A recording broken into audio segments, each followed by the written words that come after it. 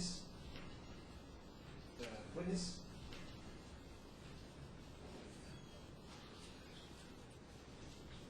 Bryan. The clerk who issued yesterday.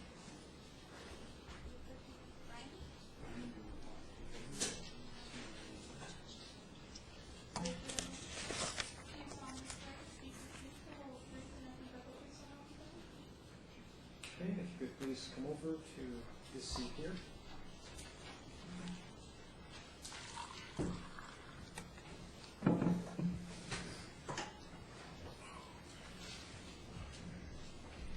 Mr. Reisman, you may proceed with your examination. State your name, please. Bryan Crane, And how are you employed, sir? employed by Pima County. And are you the person that primarily runs the election computer? That's correct. Yeah, and how many years have you been the main person running the computer? Since late '95. So are you quite familiar with the GEMS program? Yes, I am. How many years have you been operating computer using GEMS? Since '96. Actually, in 1996,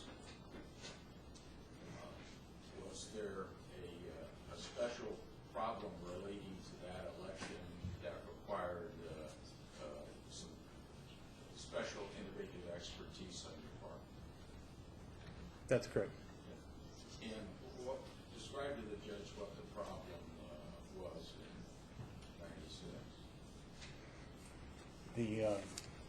We had two systems, the punch card system, and the early ballots were counted with the GEMS system. The vendor for Votech Corporation, who did the punch card system, was supposed to write a program that would combine the early results from the GEMS system and combine them with the Votech vote totals in the Votech system. So approximately a week prior to the election, the vendor told us in a large meeting that he was not going to do it. So then the county asked me if I could combine the totals. And after going through the Votech system and figuring out how they identify their candidates, because they use numeric code for everything. Once I was able to identify the candidates and where the counts were coming from, then I was able to take the GEMS tables, and once the earlies were counted, take the GEMS MDB file, take it to my cubicle, and I had put together a small program that would combine the results into their proper categories of polls, earlies, and at the time, I can't remember what provisionals were called back then. Mr. Crane, what you're describing, you took the MDB files from the main computer, is that correct? Yeah. That's correct. Put it on a CD? Floppy disk. Okay. And took that to your personal, your office computer? Correct. Office. And did you utilize Microsoft Access to change information that was on that flop in your computer? That's correct. And Excuse me, not change information, combine information. combine information, sure. Correct. You had some data from the punch card system Correct. and the data from the AccuVote, what was it, the AccuVote reader similar to what we have now? Correct. What we're using, central count, is what we're using for that. Okay. So, and then you utilize access, you were able to take information from one system, the other, put on, did you do like a spreadsheet? Yes. And then was that information then inserted back into the central computer? No. Then what did you do then? The information was put into a Excel spreadsheet to do kind of a archaic statement of votes cast, and that's how it was completed. It didn't go back into VOTEC, and it didn't go back into GEMS either. Do you recall my taking your deposition on in February of 2007? The first deposition.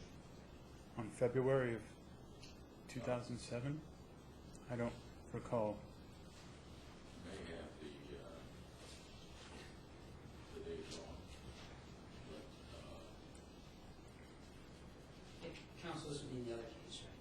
yeah. February, you recall there was a video deposition you had taken? I didn't realize it was in February that long ago, but yes, the first video deposition. Right. And at that time, I asked you if you could recall any GEMS security issues. Possibly, yes. Yeah. And you weren't aware of any security issues at that time. Is that right? With the GEM system itself, there were really no issues that I was aware of. Yeah. Have you since become aware of some security issues with the GEM system? There are security issues with the GEM system. Would being able, although there's no complaint about what you did in 1996, but someone being able to utilize Microsoft Access to make changes in MDB files, and would you consider that to be a security risk? To me, the security risk would be the availability of getting to that file.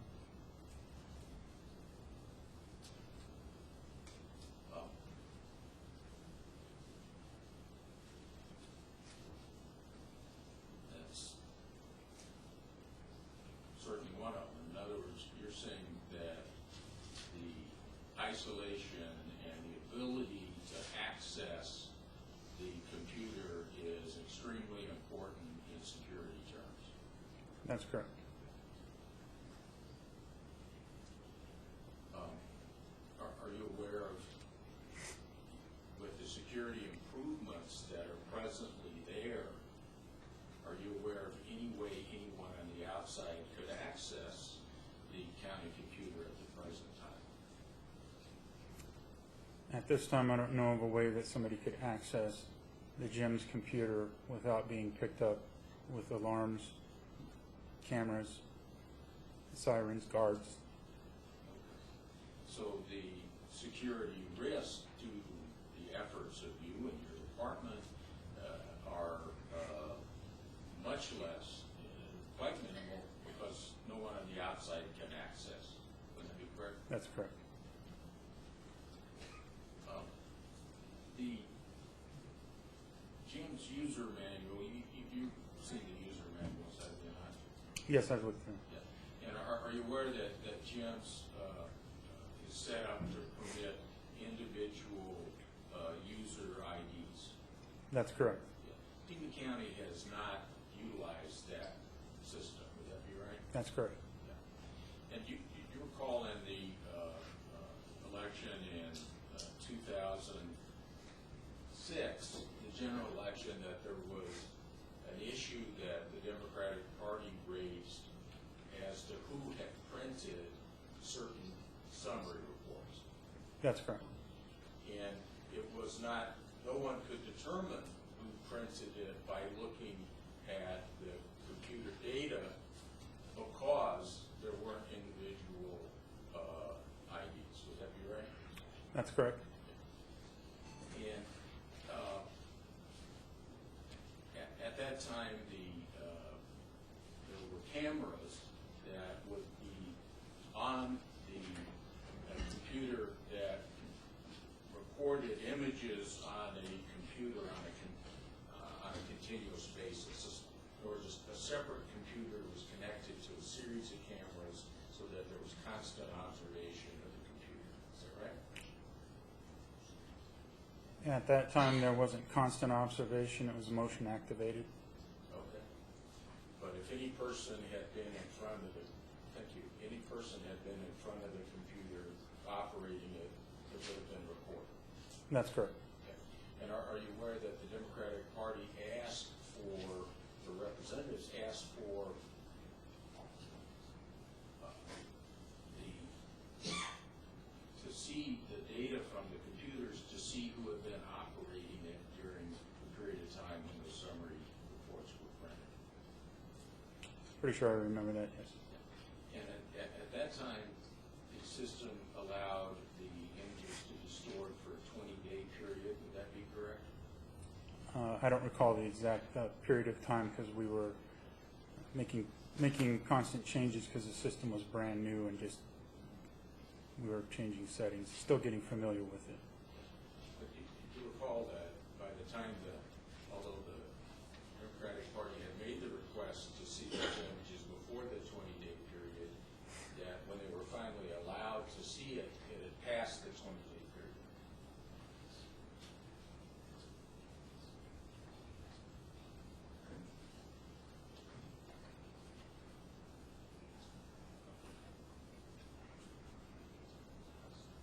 Are you finished with your questions, Mr. Russell? Well, actually, hopefully I'm going to correct my Why don't you start over again? Yeah. Put it this way. Like the Democratic Party representatives requested a copy of the audit log and event logs from the computer database, From the, central tabulator. correct. And that request was made on election night. I don't recall when the request was made. Okay. Then, you know, if they were given that information after the period of time that would have enabled them to determine from the camera who was operating the computer. I don't recall.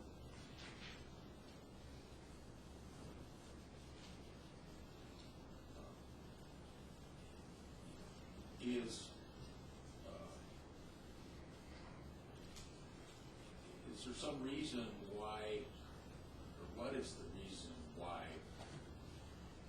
Pima County did not use individual user IDs? I am the primary programmer. I'm the one that runs it. At the time, Thomas was my backup. But Thomas didn't do any of the programming. It was myself. And same is still. I'm the primary programmer. So those reports and information would have been printed by myself.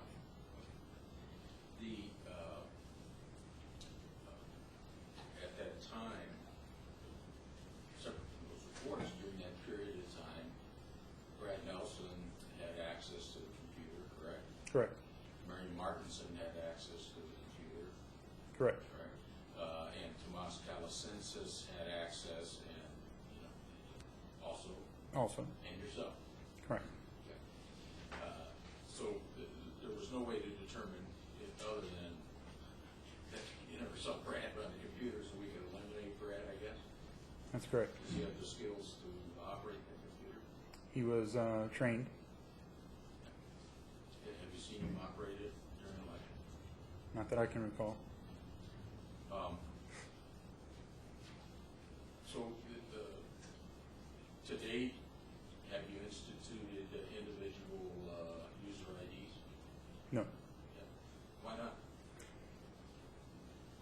To date, I still don't feel it's necessary. I'm the primary programmer, but I cannot get on without a second person.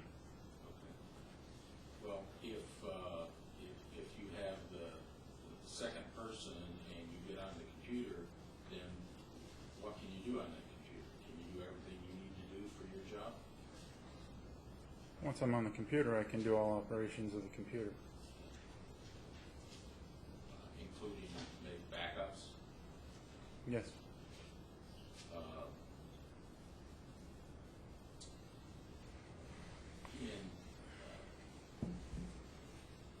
During the RTA election, you printed some summary reports, did you not, including on the 11th of May? I printed lots of summary reports, but I don't recall any specific dates.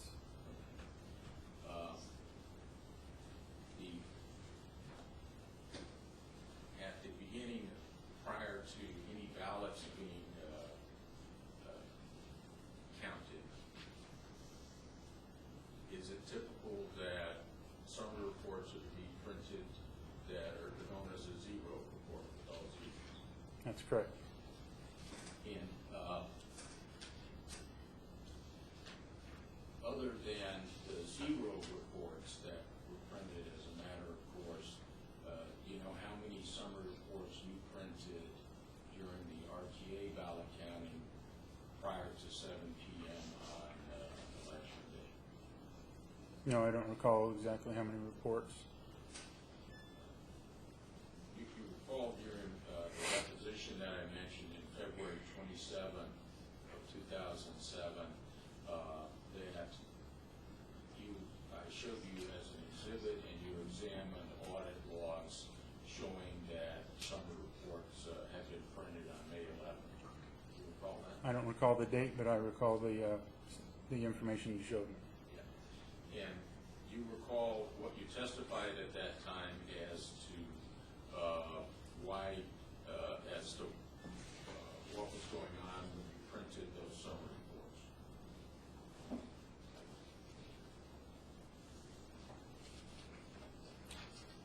Could you repeat the question again, please? Just one moment, please.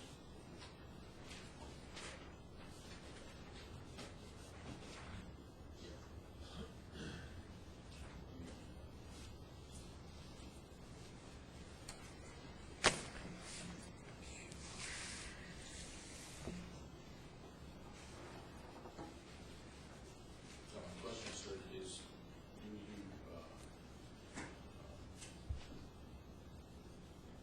recall telling me why you printed the summary report? The summary reports were printed for different reasons, and at that exact time, I don't recall the reason in the RTA. Let me ask you if you would take a look at page 80, sir. This would be February 27, 2007.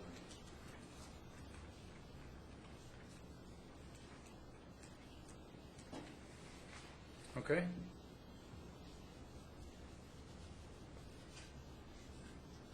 And you recall this question and these answers.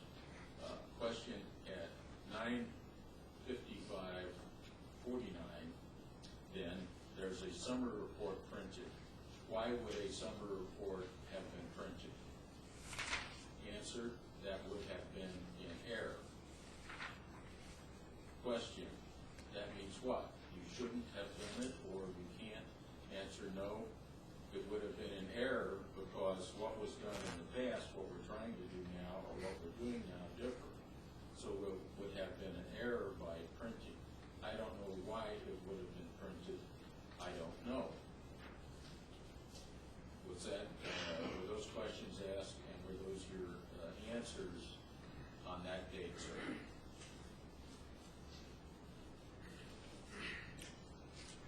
That's correct.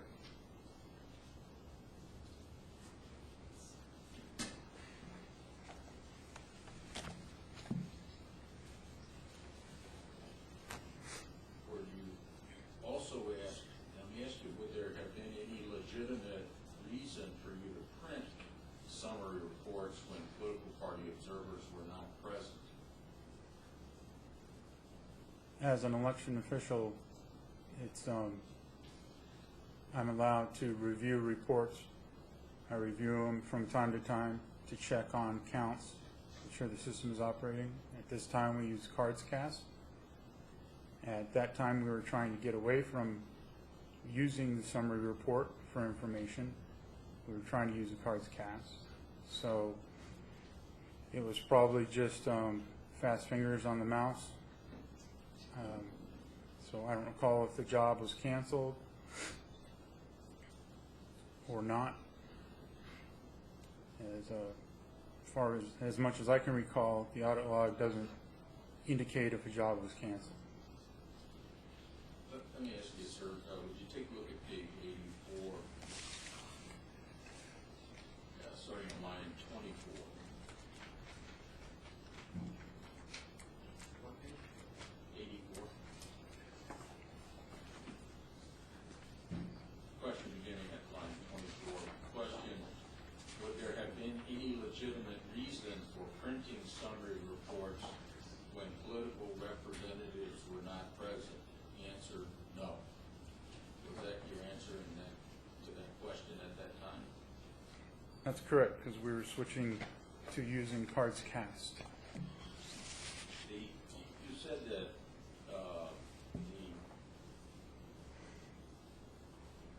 you were at that time doing what, sir? I'm sorry, I missed you last answer. Huh? You were in 2006. You were switching to cards cast. Yes, we were getting to where we printed cards cast to check on totals. And why was it that you were switching? I had been instructed by a, I don't recall, it wasn't a party or a county personnel, but I was instructed that it didn't look good to be printing summary reports. There was nothing illegal about it, but it looked bad, so we needed to use the cards cast, which looks less troublesome.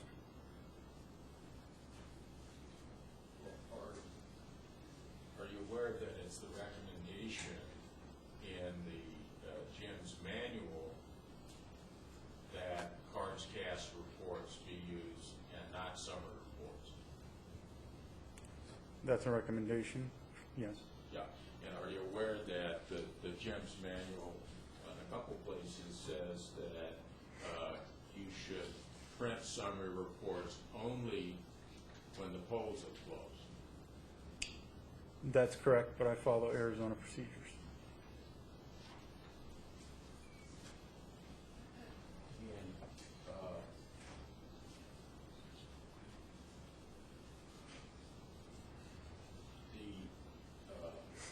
the morning of May 11th I spoke about, you printed 2 summary reports in succession, 1 seconds after the other. Is that correct? Probably, yes.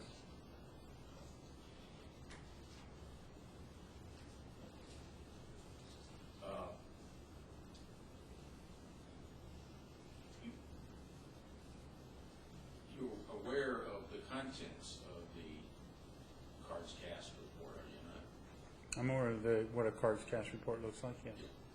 And it simply gives the numbers of ballots that have been counted, and it does it also by precincts and various subdivisions.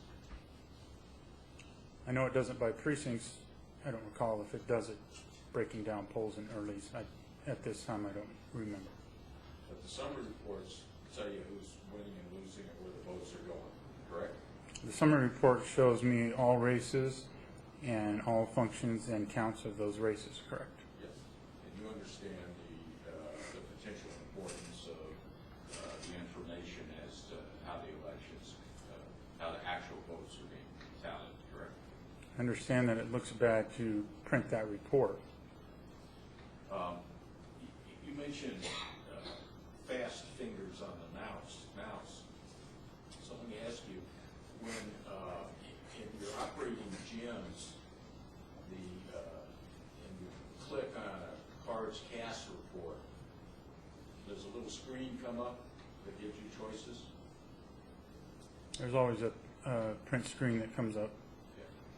Okay. And that print screen gives you various options, such as simply previewing the cards cast report, correct? That's correct. And you, in printing it, can you also print the entire report, or the first page, or last page? As any Windows print driver, you can print any page selection. There's similar activity that would go on with the summary report. If you wanted to print one of those, then with a little Windows box pops up, correct? Correct. The print windows are similar. Yeah. And it asks you, does it ask you to confirm if you want to print? You have to hit the print button. I don't recall if it asked me to confirm whether I want to print or not. So, are you saying that the called up the summary report, it asked you to choose what pages you wanted, and whether you wanted to print it or preview it, and you just, your finger slipped on the mouse? Nothing slipped on the mouse. It's from doing something the same way for years and trying to change over, and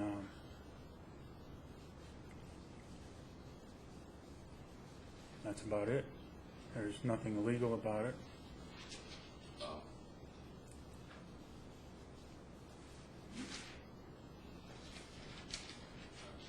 You recall being asked questions at a second deposition, in that your first deposition in February 27th was a partial deposition because you had a personal appointment, and the deposition continued then on March 20th, 2007, approximately 3 weeks after the other deposition. Do you recall that? I recall I had 3 depositions. I don't recall the stories behind them all. And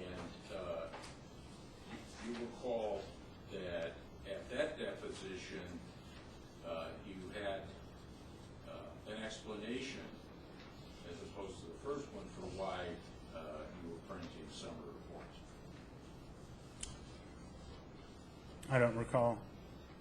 You recall what your explanation was at that time, or not?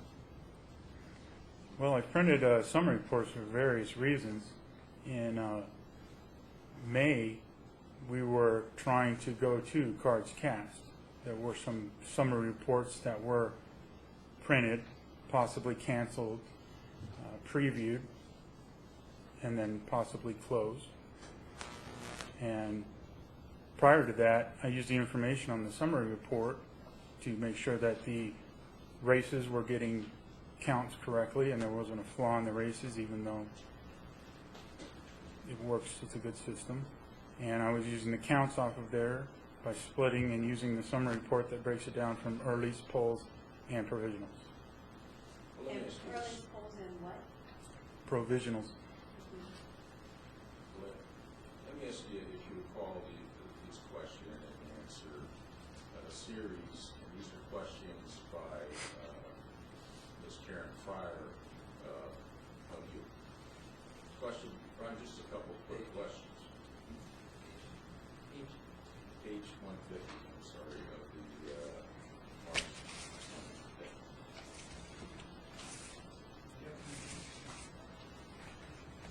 Starting at line 5.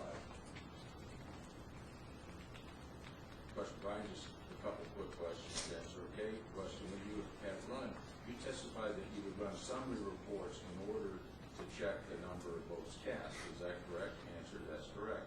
Question, and when you ran the summary reports, was your practice to normally just run the first page, either look at or print the first page? Answer, that's correct.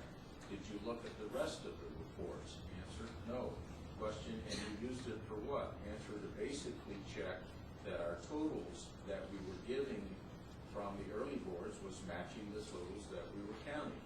Question, and how long would you have if you printed that report? How long would you have it in your possession?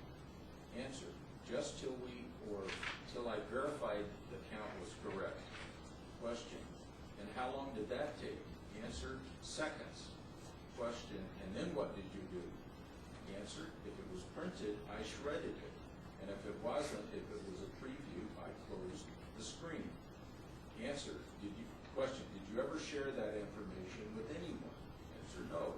Question, did you ever release results of any race with anyone prior to an hour after the polls closed? Answer, no. Have you done that in any election? Answer, no. Question, have you ever shared the results, the tallies, for any particular candidates with Brad prior to 8 o'clock after polls closed? Answer, no. So were those questions asked, were those your explanations at that time? That's correct. And do you recall being interviewed by John Evans, an attorney with the Attorney General's office on August 22nd, 2007? Yes, I was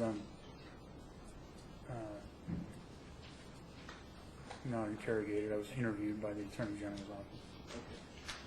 And did you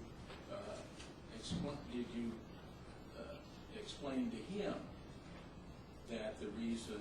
Well, let me ask you, what explanation did you give to Mr. Evans as to why you ran the summer report? I don't recall.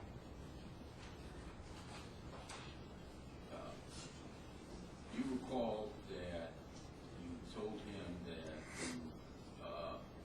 you would run summary reports to check to see if the I channels were reading their time marks correct. That's correct. When we were doing our testing and everything, we'd run summary reports to make sure that the I channels were working correctly. Excuse me, Your Honor. I don't have a copy of the document apparently of these questions. I have no idea. Was this a formal deposition or something that I'm party to? Well, I don't think the witness is being asked about the document right now. No, it's Is that correct? It's being asking about questions apparently part of the interview, which the county attorney's office certainly wasn't a party, and I'm really curious if this was part of the investigation for the Attorney General. Mr. Rogers has a copy of that. Perhaps maybe I'm missing something here. We can illuminate this, but if that's the case, I'd like to see a copy of the document. Well, just a second. Unless and until Mr. Reisner starts referencing the document, I don't think it becomes an issue. Are you limited, Mr. Reisner, for clarification, are you limiting your questions to what the witness's recollection are of the meetings with the attorney from the AG's office? I was hoping to do that, Judge. Okay. The county attorney, I believe, that they have copies. Well, in any Separate event, matter. since there's not one in front of the witness, I'll just note that these are questions that are being asked about the witness's recollection.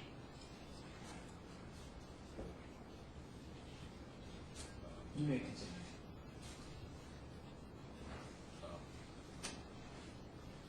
You recall giving an explanation to John Evans that really the reason that you ran summary reports was to confirm that the columns were being read properly by the scanners.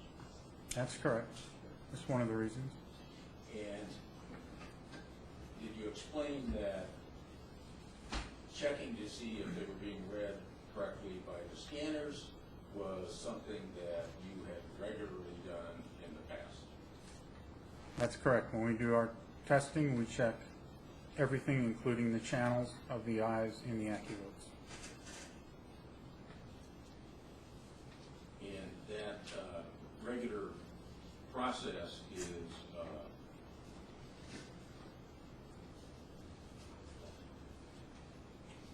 at the time of your first deposition and your second deposition, was that your regular process and the reason why you ran them at that time? I run summary reports for different reasons. I don't recall all of what I was told. It was part of our testing process. It was part of our looking at and checking our account process earlier on. When you read them for part of your checking process to see if the eye works, did you run the complete report? In order to ensure that the test was accurate, the complete report had to be run. And did you take those down the hall to shred them? The testing materials? Those summary reports? The summary reports that are used in testing are boxed with all the other testing materials, including the ballots that we use for testing, the tapes. Everything is secured and usually ends up in the vault, the treasurer's vault. I'm talking about what elections are you talking about where those summary reports end up in the vault? All elections, all testing, we use the summary report to check everything, including our the results that we have already come up with in our spreadsheets to compare with the equipment. Okay. Are you talking about during the logic and accuracy testing process? Yes, in-house and Secretary of State and parties. Okay. So during the logic and accuracy testing process with the Secretary of State and with the parties, you're saying that the documentation that's produced at that time is preserved, correct? That's correct. And the documentation that's produced at that time includes examining during that test as to whether the eyes are working and it's being read properly. It's used to check everything with all the equipment, not just eyes, but the tally and everything. Okay. So let me ask you this. After those logic and accuracy tests and after the ballots have begun to be counted, but prior to 7 p.m. or the closing of the vote, would you print summary reports to see if the eyes were working? There was a few times when, yes, we did. And did you have, incidentally, did you have in the computer room a stamp, a rubber stamp that you would stamp summary reports as unofficial reports? We stamped all the reports, unofficial and audited, on election night. Did you have that rubber stamp and use it on summary reports before the closing of polls that were printed to stamp them? I don't recall using the stamp to stamp unaudited reports prior to 8 p.m. on election night.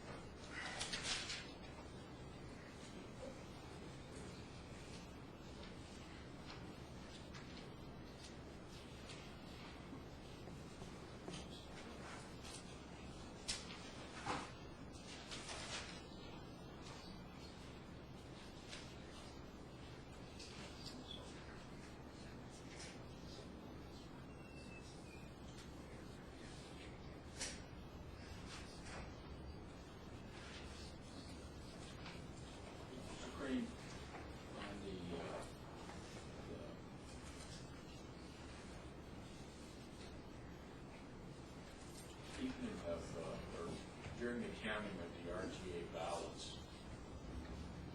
were you in the computer room with a Microsoft Access manual? That's correct. And was it open to pages dealing with tables and SQL codes? I don't recall what it was open to, but I went through the entire book.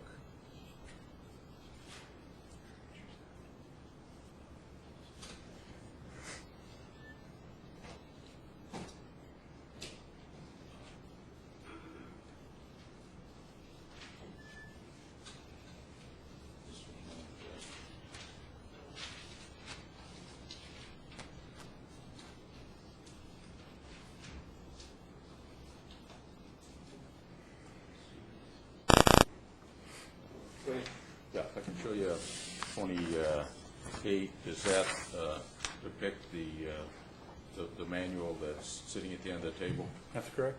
And 27, does that show where the manual's open to? Yes, the manual is laying there open at that page. Now, you were using that manual for what purpose or what's?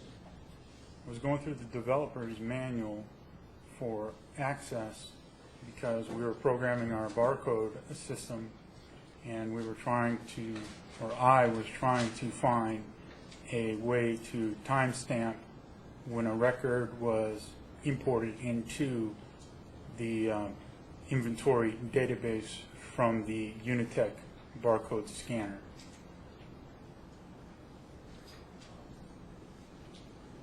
This is the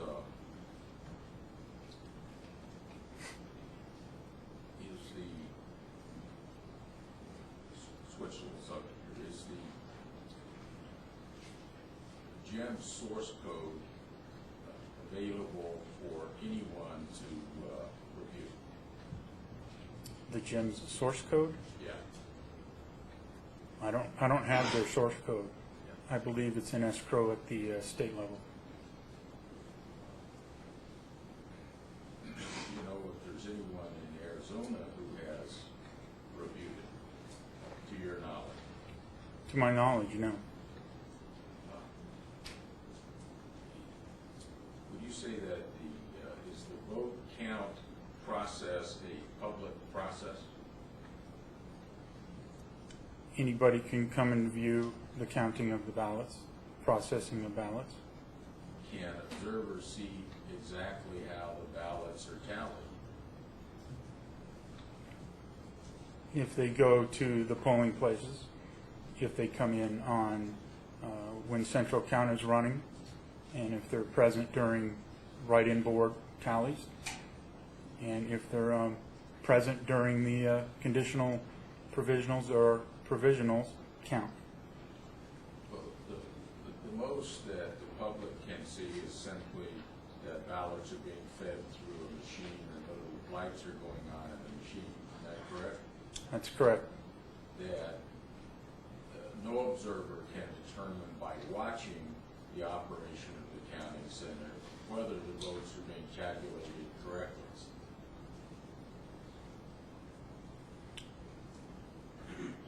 Isn't that correct? Can you repeat the question? Sure. Any observer just looking outside on that computer can't determine if the computer's accurately counting the ballots. Isn't that correct? We've gone through all the testing, which is for the public also, and all that is public information also. Sure. So the observers can know that at one point in time a certain number of ballots were counted correctly. That's all they can know, isn't it? Yes. And is that vote tabulation information stored in the GM's database? The test information, yes. No, the actual tabulation of votes cast.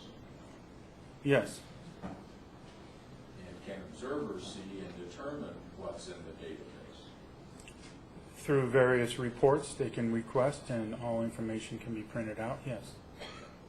But they can just print out reports that you instruct the computer to print out. I select specific reports to people's requests. And there's no way for anyone, without examining the database, to know if that entire process was correct, if those reports are correct. Isn't that right? I'm not sure what you're heading at, that I'm doing incorrect. No, it's not you. It's just anyone observing has no idea if the computer has operated properly in terms of inside the computer, can it? Nobody knows inside the computer what's going on, but through testing, we know that it's accurate. Well,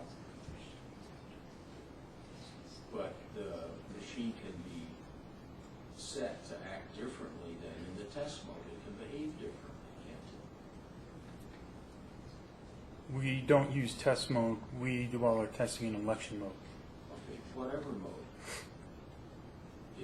A test is a test, but the ultimate output is determined by how that computer is programmed and or whether it makes a mistake in terms of defects in the software itself. Isn't that correct?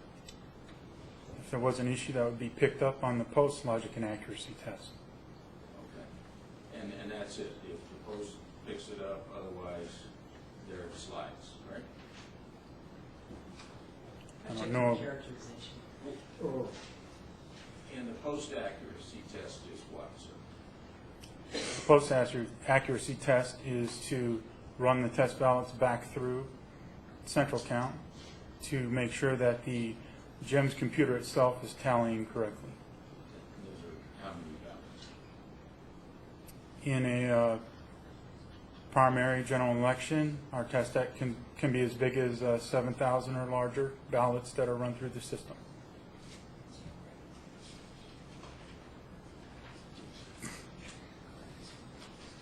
Are you aware that Microsoft has issued formal warnings about using the jet engine that Microsoft Access software for large applications for large databases?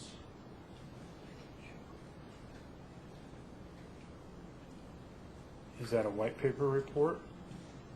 Was it an article? I believe it's an announcement by Microsoft. Are you aware of that? I'm aware that Microsoft Access is not built to run large databases. That's correct.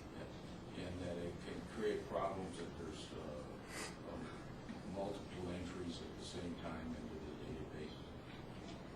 I've never seen that, no. So the questions do you have questions for class? Yes, I do. And remaining. Court will take its evening recess, start again tomorrow at 9 o'clock. Please step down. Thanks. You're on. Since 1990, is that it? That's correct. Okay. Prior to that time, as I understand, you had a career in the military? That's correct. Okay. Who did you serve with? I served with the United States Marine Corps Reserve and with the United States Navy. What was your assignment with the Navy? The Navy, I worked with a group that was health physics and radiological controls. Pardon me, I didn't hear you. I worked with a group that was health physics and radiological controls. Okay. Did you tell the judge, did you have a security clearance for that? Yes, I had a top secret security clearance. Do you have an understanding generally of computer issues and security issues associated with computer use? Yes, sir. As I understand your testimony, you've been actually working with the GEMS system now for almost 12 years. That's correct. Prior to that time of the division of elections, as I understand your testimony, there's a conversion from the old VoteTech punch card system to the GEMS electronic voting that we have today. That's correct. Similar to that, yes. Have you, since 1990, has the Division of Elections ever received a similar request to see the actual MDB files or equivalent files in the VoteTech system? Not that I'm aware of.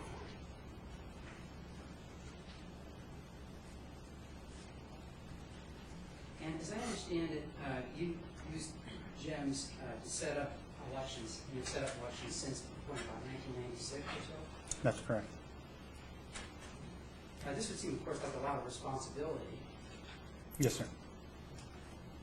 Could you tell the judge, explain to him what you do when you set up an electronic election using the GEMS system? We start off with precincts which you go to. The hard part is splitting the precincts out per districts that are subdivided within precincts. Once those voting areas are established, the combination of precincts and the splits that are involved, fire districts, school districts, etc., then those go into the GEM system. And then we begin entering the races that we know are going to be involved in the elections process. We also begin to create our headers, which you see as official ballot, precinct number, the date of the election. And we begin to set up our voting areas, which are usually established early on. Then when the candidates and questions are finalized, then we put those into the database, and we have to enter everything 3 times because we have a Spanish-English ballot, and we have English audio, and we have Spanish audio, and the system does not put it together for you. You have to enter everything 3 times. Also, the label and what is on the ballot itself are slightly different. The label's short, the name on the ballot's longer, so we also have to make sure that when we put the name into the label that we, if it gets cut off, that the entire name appears on the ballot. We set the passwords, we set the election ID. We enter all the parameters, the font sizes, the size of the ballot, the positioning of ovals, the positioning of the names, the positioning of the write-in block. We set up the rotations, and we there's a lot of steps involved. We also have to make sure we get the vote force correct. The vote what? Vote force. VOTEFOR. Yes, sir.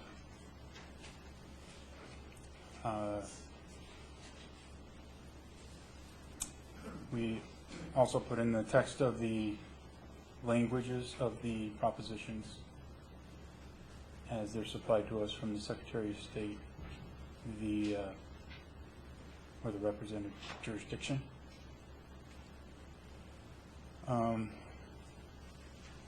We also then, at that point, we prepare the artwork and we proof the artwork against the materials we've been given. We match those up.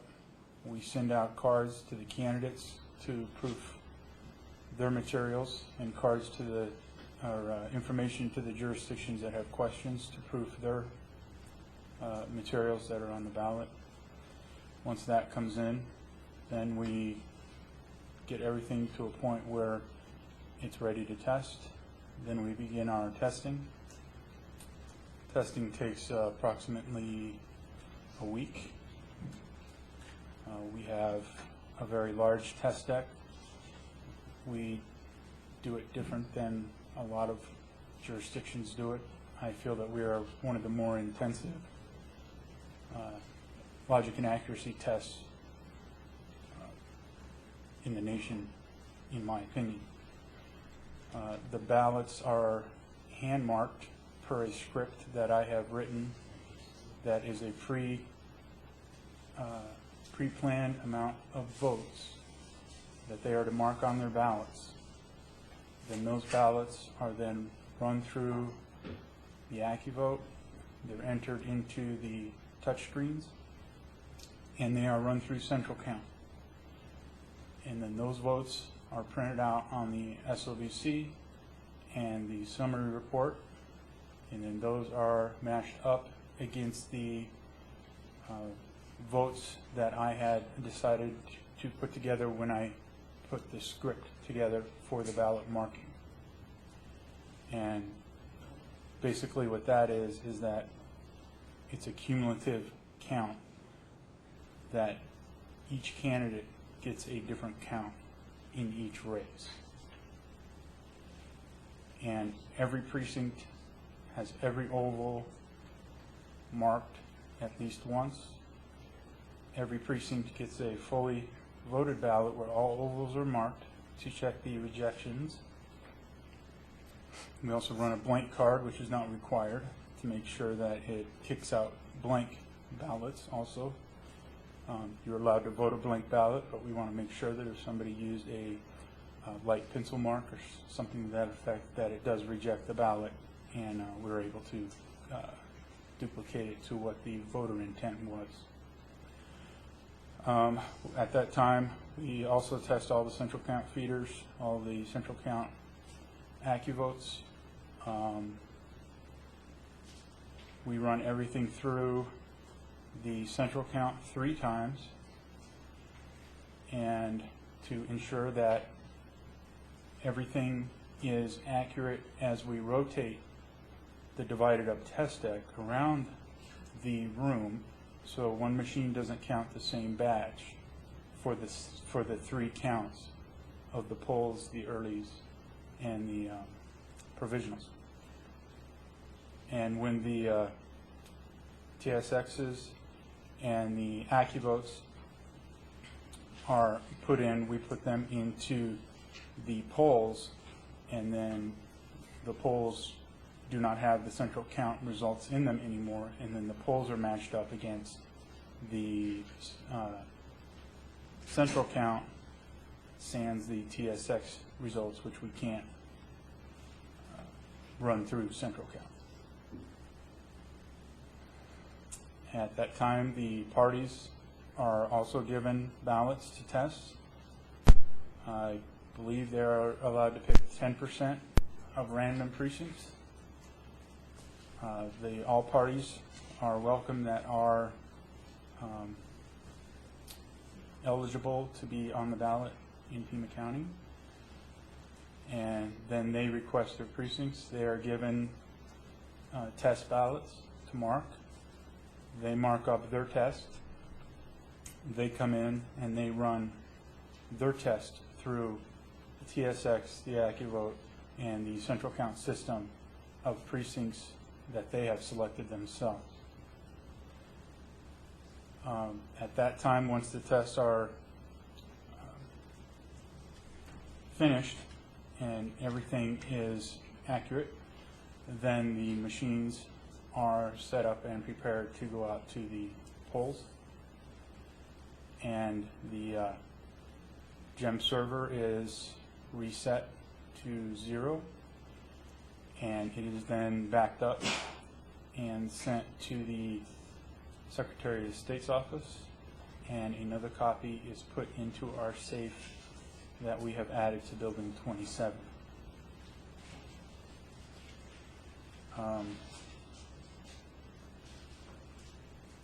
You can't think of everything involved in setting up an election, but it is very stressful because of all the components that are involved, and people expect 100% accuracy. Mr. Crane, when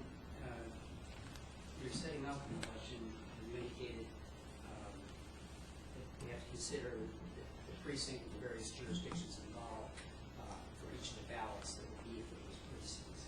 How many different ballot styles did you have to create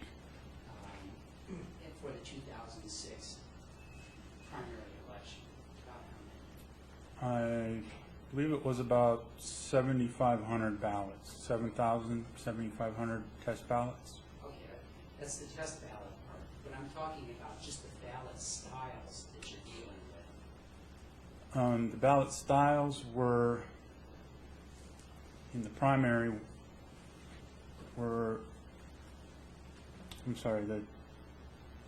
the total I gave you was test deck for the general.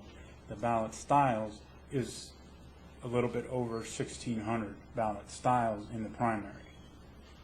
So in other words, you have to be really concerned. It's not like, when I go to the poll, I see generally one ballot. Correct. Okay? Except if I go to the primary, I guess if I'm a Republican, I get one ballot, and Democrats get a separate ballot, obviously. Correct. But what you're saying is that it depends on my precinct. That ballot is going to look different. That's correct. And we have over 400 precincts in Pima County? That's correct. Okay. So, as I understand your testimony to the judge, what you're doing is you're spending a tremendous amount of time well before the logic and accuracy test, making certain you got each of those 1,700 ballots correctly programmed into the MBD files. Is that correct? That's correct.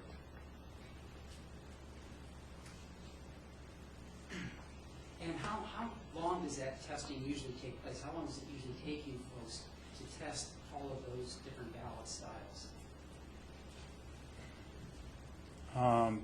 The in-house testing that we do takes approximately a week. We push the people pretty hard to get it done in that short amount of time. How long does it take you to actually set up these ballots? Marking the ballots takes approximately a week. Setting up the test itself, the scripting stuff, takes about a week. How long does it take you then, would you say, to create, and program in all these different 1,600 styles of ballots? Oh, that takes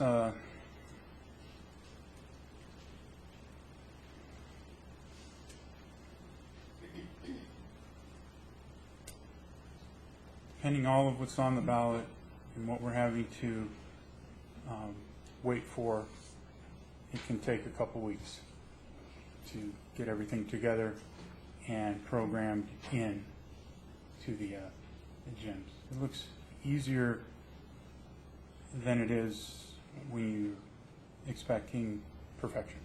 Okay. Now, do you start from scratch, or do you work with previous elections that you've constructed? To save time, we will use a previous election, clear everything out except for the headers and districts, if there's districts that are the same from the previous election. If there are races that are the same, carrying a primary over to a general, we save a lot of time by removing the candidates that did not cross over to the general and adding in the candidates from the different parties that did, putting them all into one race. And then we change the dates in the headers. We reset the election ID, which is the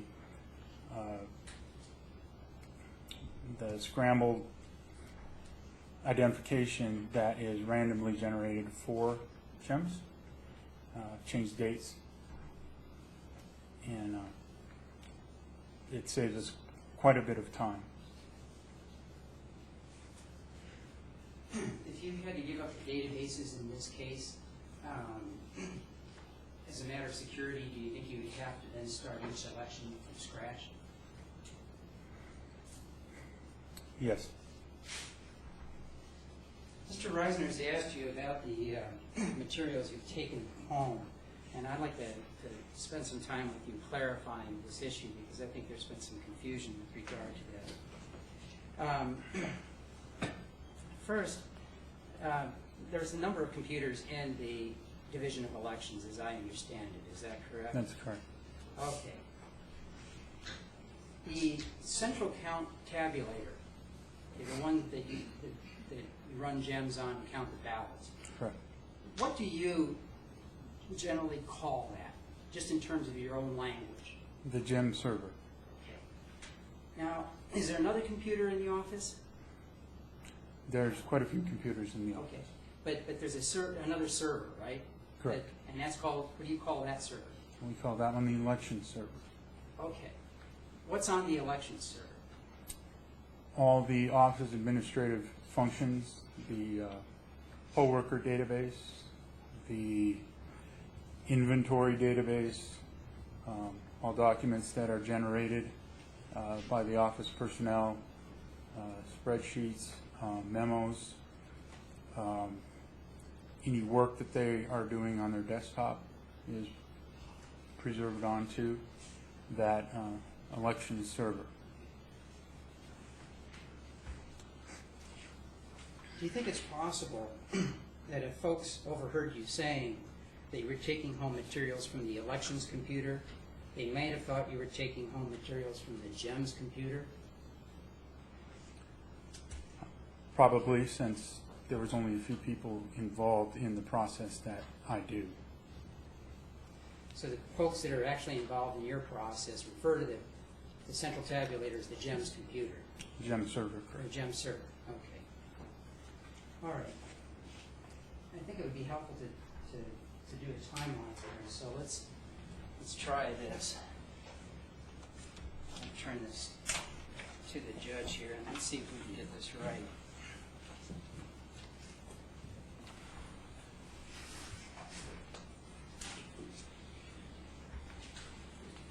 Okay. As I understand, your testimony is in 1996, you start working with GEMS. Is Correct. that correct? And you've testified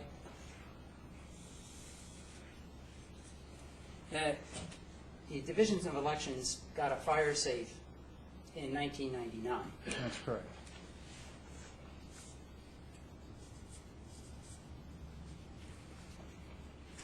And the county started backing up, finally giving an ability to back all your documents up or whatever onto the county server. But that's just been very recently, as I understand. That's correct. That was 2006. Okay? When we moved to building 27, we had a better way of backing up. Okay. Now, you testified we have the GEMS server. Excuse me. And we have the election server.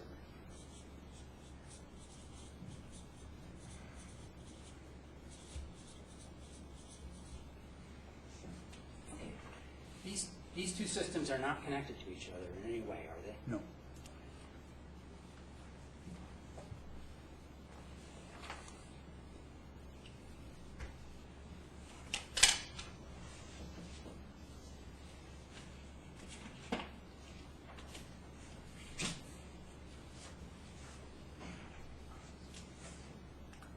Before 1999,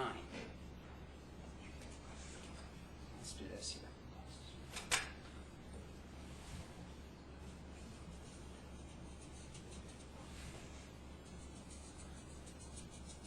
So create a matrix here. Okay. Before 1999, as I understand it, you would take home backups of the GEMS server. Is that correct? That's correct. Okay. And you started doing this probably in about 96 or so? That's correct. Okay. So we know in this time period, you're taking stuff home from the GEMS server. Correct. Okay. And that material was in what form? It was in the form of a DAT tape. Okay. Of a what? DAT, D-A-T, capital D, capital A, capital T, tape.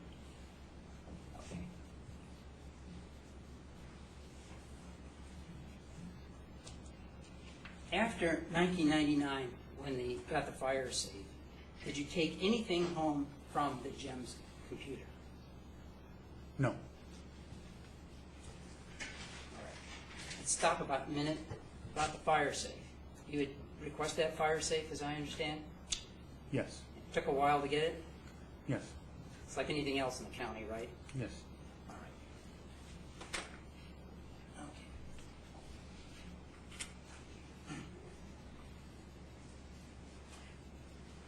Now, let's talk about the material. Before 1999, did you ever take home a backup of that GEMS server between the time the counting of votes starts and the time the election closes? Can you repeat that time frame there? This time frame right here I'm Okay. talking about, and again, for record to reflect, 96 to 99. Okay. Between which area on your question there? Though? Okay, before 1999, did you ever take home a backup of the GEMS server that contained the following information, or information between the time the counting of the votes started and the time the election closed? No.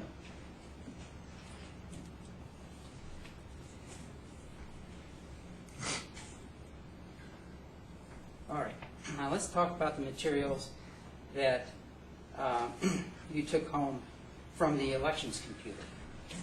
Okay. All right.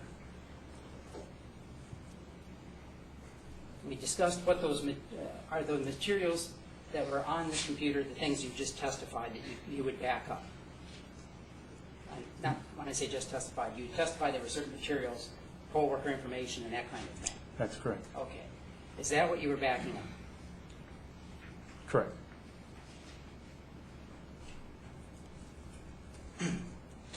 When did you start making these backups?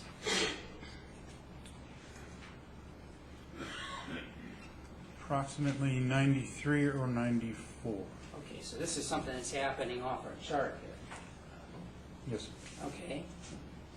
And when did you stop backing that material up?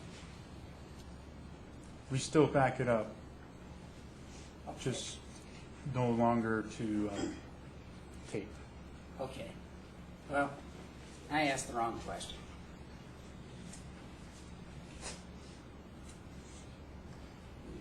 When did you stop taking, or you started taking this, backing this stuff up?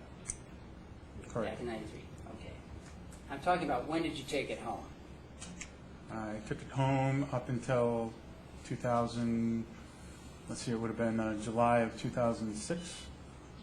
That was when we moved to building 27. And that's when we finally got the backup for you folks, right? Correct. Okay.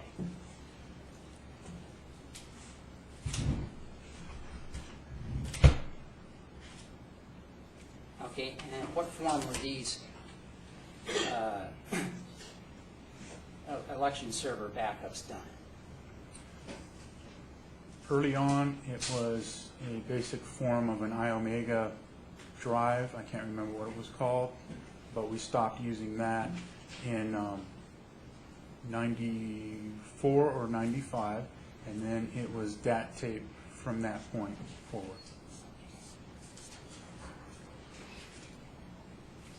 Now, did you take home other materials from the office, and what form would those have been?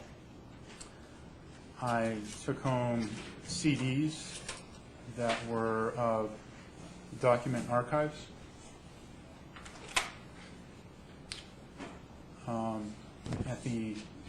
Following the end of the year, not the fiscal, but the calendar year, I would apply, or I would burn everything from the previous year onto CD. Okay, now let's stop here. This is real important. What servers were you taking? What were you documenting and backing up from the previous year? From the election server. This server, Yes? not this one. No, sir. Okay. So what you're doing is you're taking some of this stuff and you're backing it onto the CD.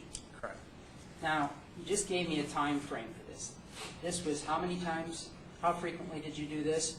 which I'm referring to the document CD. We would do that once a year, annually.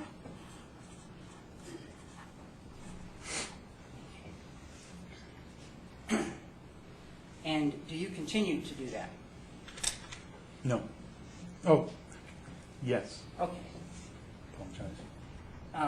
And do you continue to take this stuff home? Yes, sir. Okay. So this stuff you're continuing to do here. Yes, sir.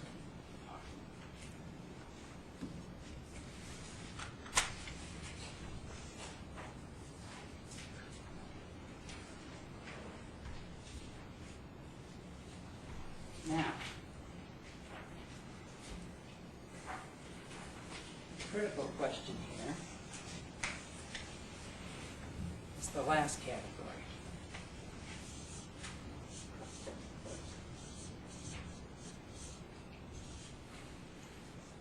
Have you ever had occasion, or let's refer to each one of these, Jerry, the GEMS server. Have you ever had to take material, or did you ever, it's a better question, did you ever take material that you had backed up on the GEMS server and have to upload that back on to the GEMS server? No. How about with the elections server? Yes. Okay. But when it comes to the critical part of the vote counting system, you've never done it for GEMS. No.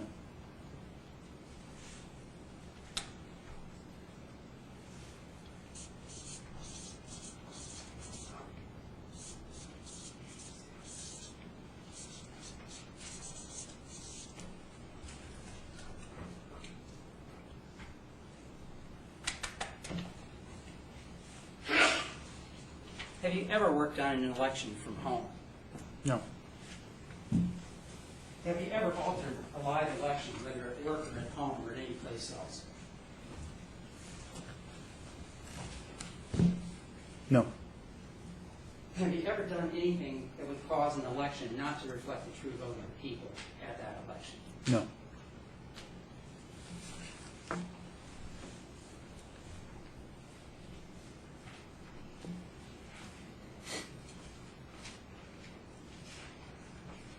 Okay.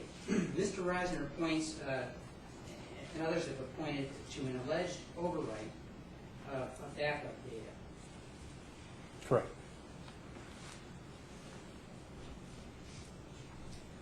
That was for the RTA election. Correct. Okay, from your training and experience, is there any requirement, let me back up first, before I move on to this. You're trained along with everybody else in the elections division by the Secretary of State's office, is that correct? That's correct. I'm a certified election official. All right. Is there anything that the Secretary of State does that requires you to regularly back up your election data when you're starting to count votes? No. You did so why? In this particular case or another? I think you do this as a regular basis, is that correct? Yes, sir. Okay, and why do you do that? So that we don't have to, if something happens, if we have a server die, if a backup wasn't put onto the secondary GEM server, that we have a backup from the previous day, so we can fall back on that backup, load it, print out the reports, make sure nothing has changed, and then we would continue instead of stopping the election, shutting everything down and going back to the beginning and counting everything all over again. This is a prudent thing to do, would you agree? I believe it's very prudent, yes. I think it's in the best interest of the elections office and the public. Now, as I understand with the RTA election, as with any election, let's start with that. When you come back in the next day after you backed up a file, you rename the file, is that correct? That's correct. In the case of the RTA election on that first day, when we backed up, when you renamed the file, or was it the first or second day, I don't remember, but It was the second day. the second day, can you explain to the, talk to the judge about what happened? As we go through the creation of the election, from the start all the way to the final post-LNA, we back up at important stages along the way. When the memory cards are programmed, we back up there. When the artwork is proofed, we back up there. The LNAs are backed up. And as we're counting, we back up every day that we count, and we back up before we start to the day that we're going to be counting, which is days of counting, not days of the week. So it would be day one, and then we would create day one in the morning, and then if counting went fine and there weren't any problems, then we would back it up again at the end of the night as day one. The following day we would come in, we would click or highlight the name of the file from the previous day and change the 1 to a 2 and then to a 3, 4, etc. until the counting is finished. What happened that day is, I don't remember exactly, but I believe what happened was being tired, quick on the mouse, highlighted day one, and hit OK before changing 1 to 2. It didn't concern me at the time at all because it was for our use if we had problems. So then when we backed up that night, I corrected it and changed it to day 2. So day 1 was a backup of the morning of day 2 and represents the results of the end of day 1 because we didn't count ballots. We didn't back up day 1 with ballots counted from day 2. So it was just an error of moving quickly and hitting save before changing the name of the file. And coincidentally, I've done that with Word documents and other documents. So it's I've lost a couple documents in Office Word that way. I believe everybody has. So what I understand, Mr. Crane, is that you made one small click of the mouse kind of error here. That's correct. And you are aware that this erroneous click of the mouse is reflected in the GEMS audit log that you disclosed to the Democratic Party. Is that correct? That's correct. And this, of course, unfortunately for you, led to a full-blown investigation by the Attorney General.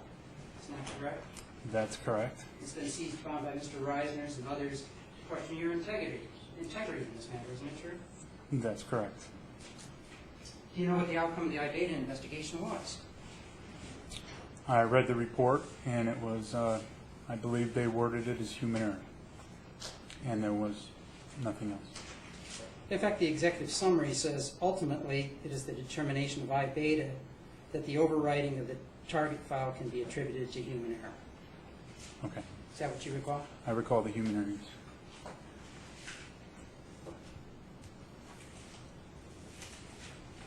Do you agree with me that the elections business is kind of a thankless job? In the sense that people only notice things if something goes wrong in an election, right? That's correct. You don't get a lot of accolades or a lot of public acclaim each time an election goes right. That's correct.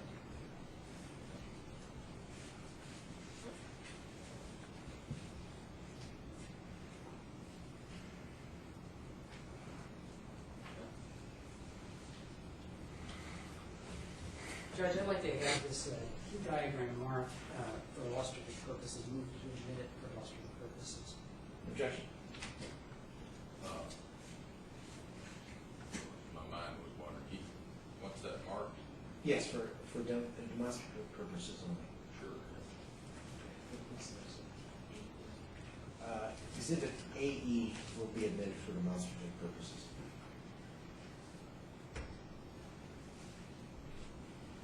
Let's go to the next area where people raise some questions. You print summary reports during the process of setting up a ballot, don't you? That's correct. And what are you looking for when you do that? We're looking for correct labeling and when we do our testing, we're looking correct within the reports themselves. Are there other times that you print summary reports before the logic and accuracy test? Yes, Okay, and why do you do that? when we're building the election to double check and ensure the candidate names are correctly put on the summary report, the SOVC report, and we also print out ballot artwork and have another set of eyes not involved with the programming go through and proof those also. So we print out a lot of stuff to check testing and creation of the election itself.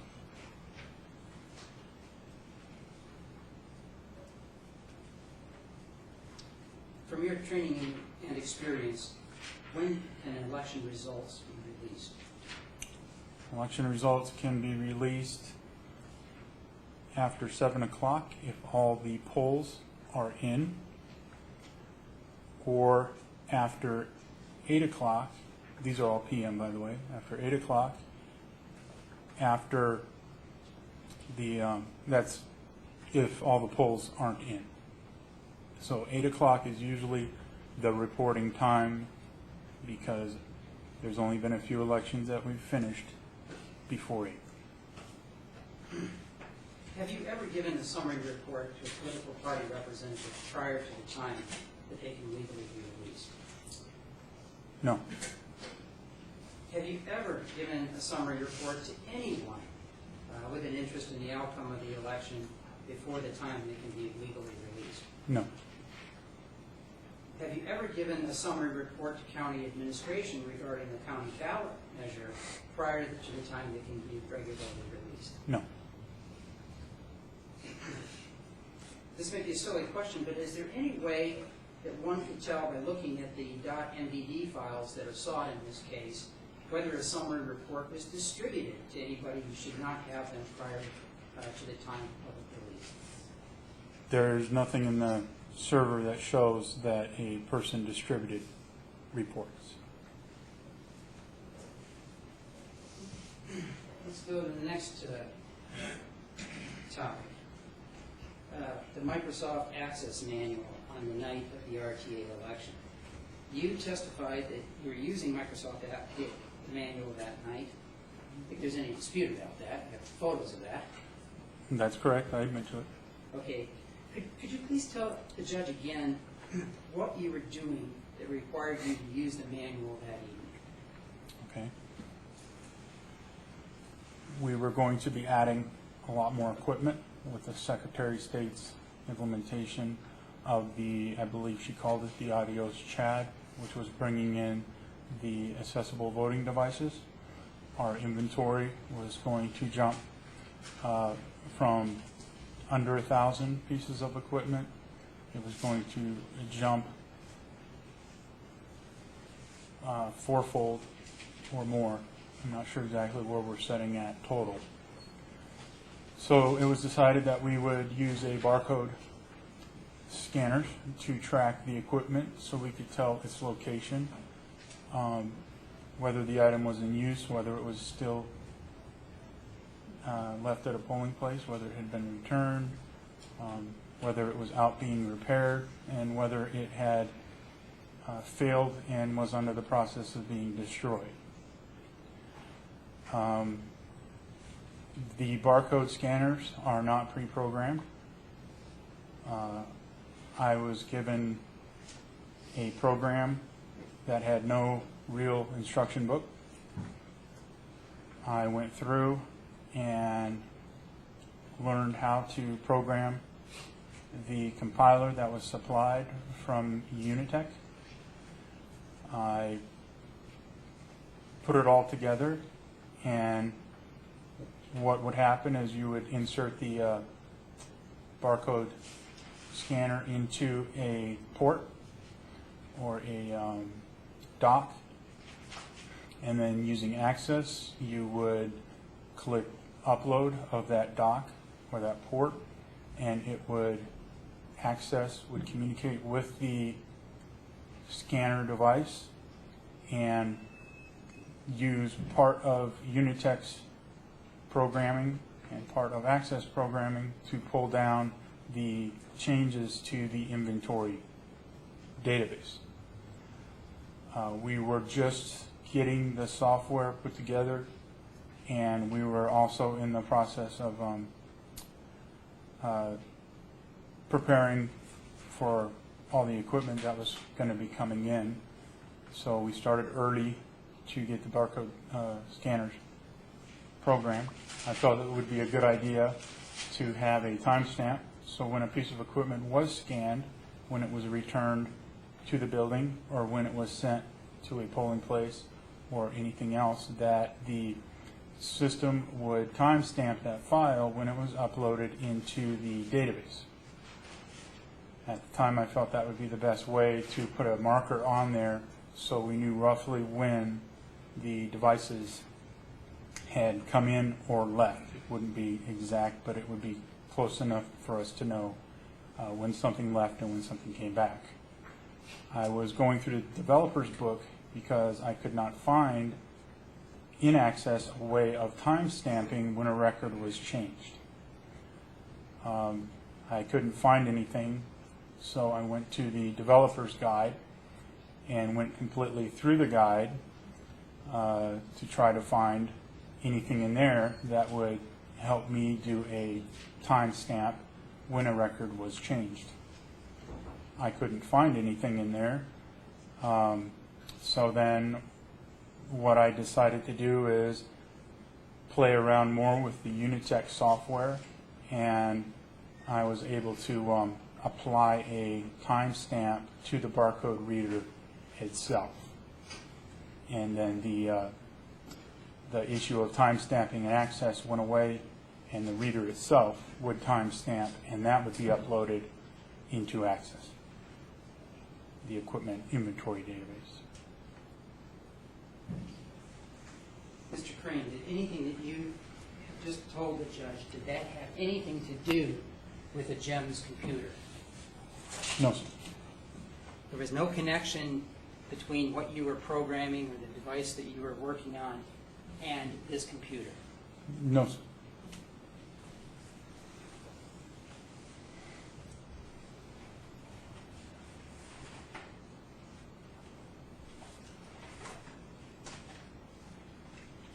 Have you used, or ever used, Microsoft Access that evening or any time after a logic and accuracy test has been run on an ongoing election to change the MED or GDF files or to modify anything in the GEMS for either the RTA or any other election? No.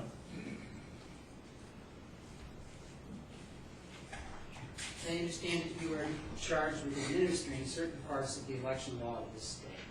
Correct. Are you familiar, I think I showed this to you before, if you're a copy, I'll represent to you a copy of 16445. Have you seen that statute before? Yes, sir. You've testified a number of times to this in depositions, haven't you? I am not sure, but probably. Well, you've been, deposed 3 times, and then you had an interview with the Attorney General, right? Yes, Over sir. the course of the past year. Yes, sir.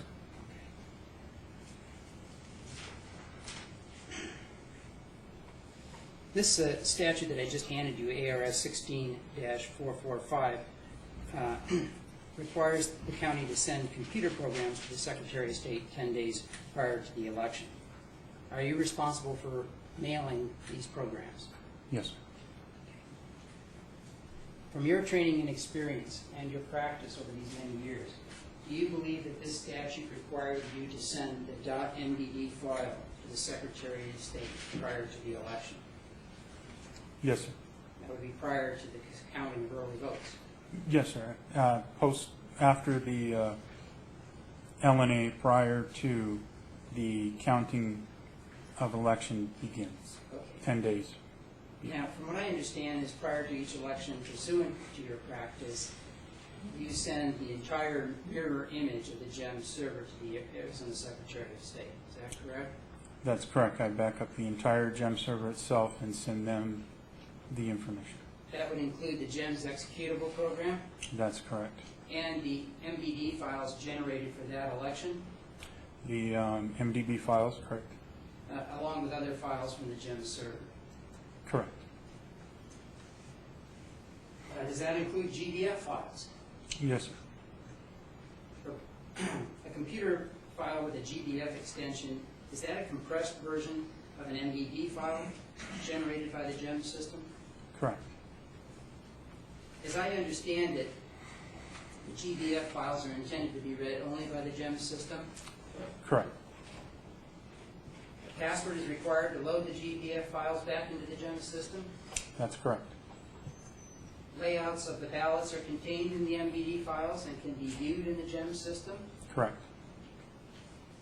The information from the MBD files that the GEM system uses to process ballots, that stuff is programmed into and stored in the MBD files by employees such as yourself in the Division of Elections prior to the start date for the processing of the ballots. Could you repeat that question? Oh, it's a little bit long. Let me break it up. The information, you take information from the MBD files that the GEM system uses to process the ballots. That is programmed onto and stored in the MBD files by you employees, right? You're the ones who are creating those, right? Correct. We store it in the MDB files. And you do that prior to the start date for the processing of ballots, is that correct? Correct.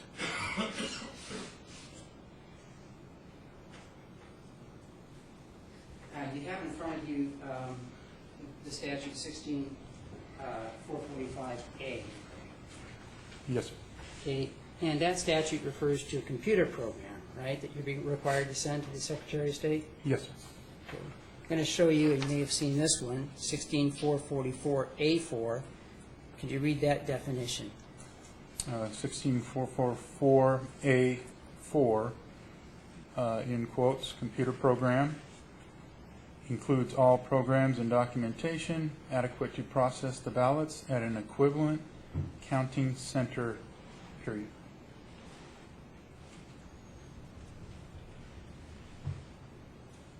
With the MBD files with the MBD files that the GEM system, without the MBD files, the GEM system would be inadequate to process the ballots for an election. Is that correct? That's correct. The MDB file is the part of the election that holds all the information. It's the central. Correct. You would agree with me that the MBD files constitute an important and integral element of the computer program used to process elections in Pima County.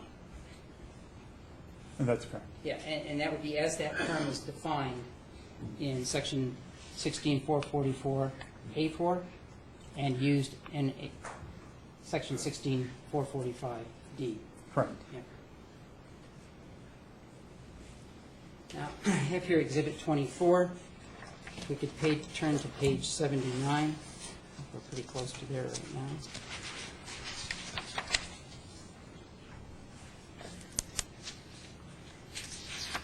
Have you seen this before? Yes, sir. This manual? Yes. Okay. Turning to the middle of the page where it talks about filing of a computer program, filing of election programs with the Secretary of State. Could you read that first paragraph? An election program is an electronic file or files that contain information about an election, including those used by election management software certified by the Secretary of State to lay out ballots and program tabulating equipment, open parentheses, also known as an election database, close parenthesis period.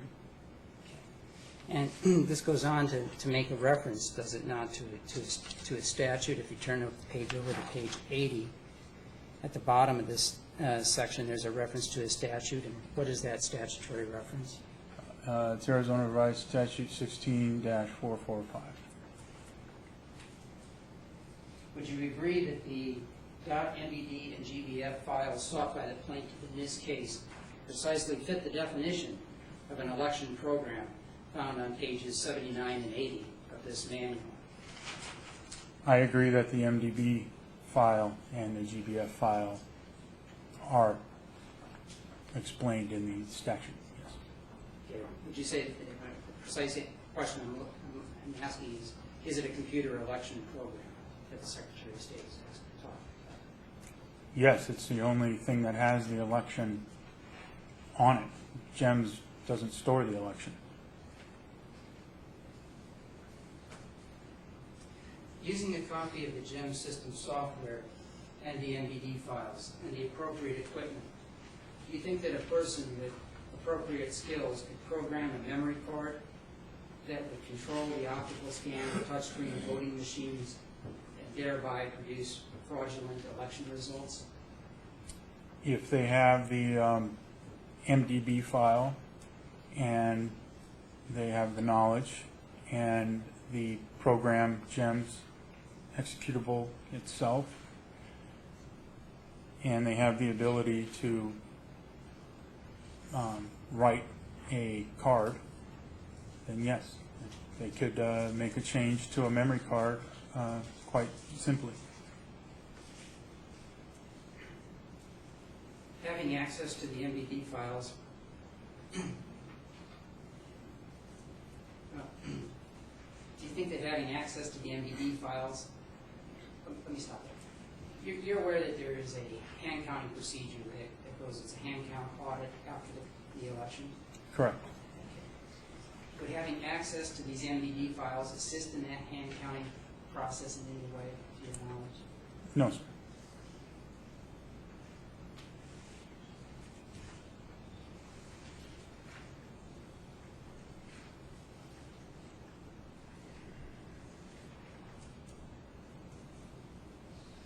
Mr. Eisman asked you about your testimony to the Attorney General, and he wanted to know if that was consistent with some testimony he read to you yesterday. It was a deposition where Karen Fryer was asking you questions. Do you believe that testimony to be consistent? Yes, I don't believe what I said was meant anything different. One of the things you're doing with respect to all of your testing and your monitoring of elections is to make certain that the optical scanners are reading properly. Is that correct? That's correct. Okay. And the optical scanners have, for lack of a better term, they have eyes. Is that correct? That's correct. Have you ever had an eye go out on a machine? Yes, sir. So it is something you need to be vigilant about. Yes, sir. It's rare, but yes, sir. And that's something that could be picked up on a summary report. Yes, sir.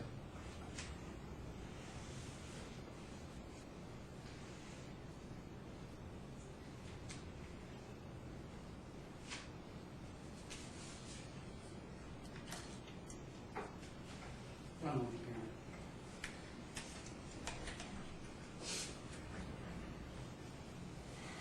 No further questions of this witness, Your Honor. Redirect. Yeah, thank you, Judge.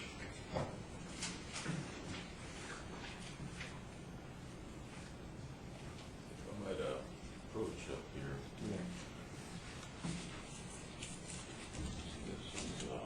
prefer that council not often adopting that by the move for its submission for purposes. Well, I'll let him use a different color so I know who marked what. Is there a green? I use red. There's green back there. How about a blue? Blue, okay. It's right Here, here. Ms. Rising? Blue. Teresa can have that. Okay.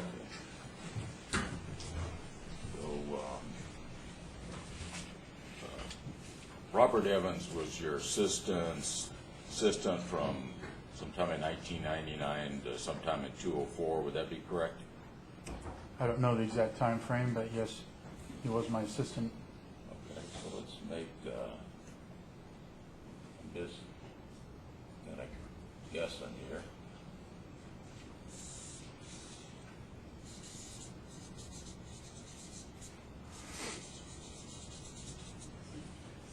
Just wanted to indicate, and this would be, I think, the guess is, not sure how accurate that was. And that's not his correct name, but I understand who you're talking about. Okay, I'm sorry. It's Robbie, actually Robbie It Jr.? is actually Robbie, yes. It's not Robert. Okay, So, but I know who you're talking about. okay, I'm sorry. And I take it Robbie Evans Jr., having been your assistant for 3.5 years, would understand the difference between a server and the election computer in the office. I would assume so. And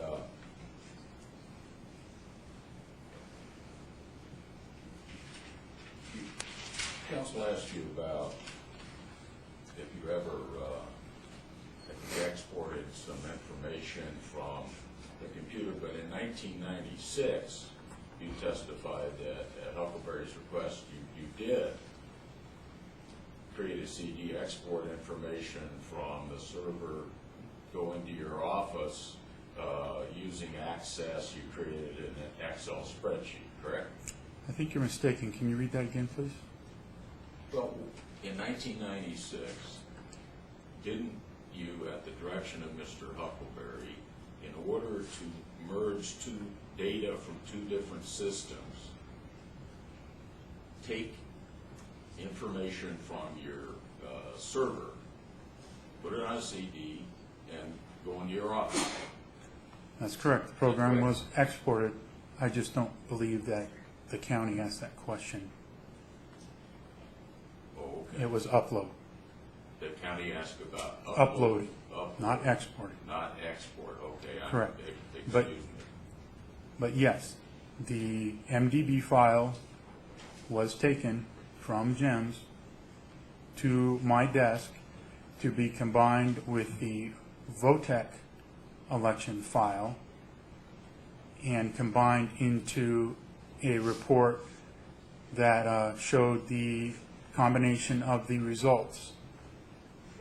And you were instantly, when you did that process, you didn't need to wait for Justice Department approval, did you? I'm not involved with any of that, so I don't know. Okay. The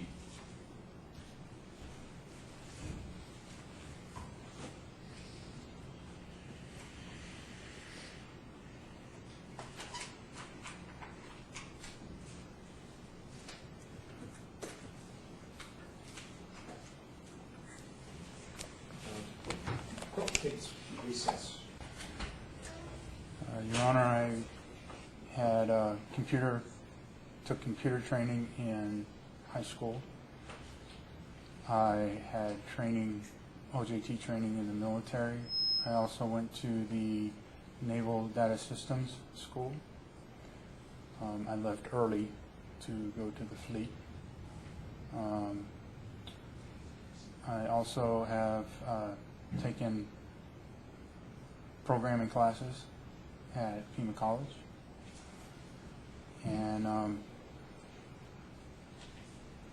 just from all the work I do at home and the work I've done for other people has got me familiar with my computer. What was the nature of the training that you had in the Navy? In the Navy, it was the programming and repair. Did it focus on a particular kind of programming? I don't recall what language it was, but it focused on basic computer technology that you could apply most of the places. Give me also a brief overview of your formal training for computer hardware. I went to the Navy's electricity school to learn how to repair and build circuit boards. And some of the circuit boards that I trained on were circuit boards that were involved in some of the computer systems that the Navy had. And then in data systems school, it was diagnostics of the hardware, and Pima College, it was basic diagnostics of hardware, including Apple computers, and everything else was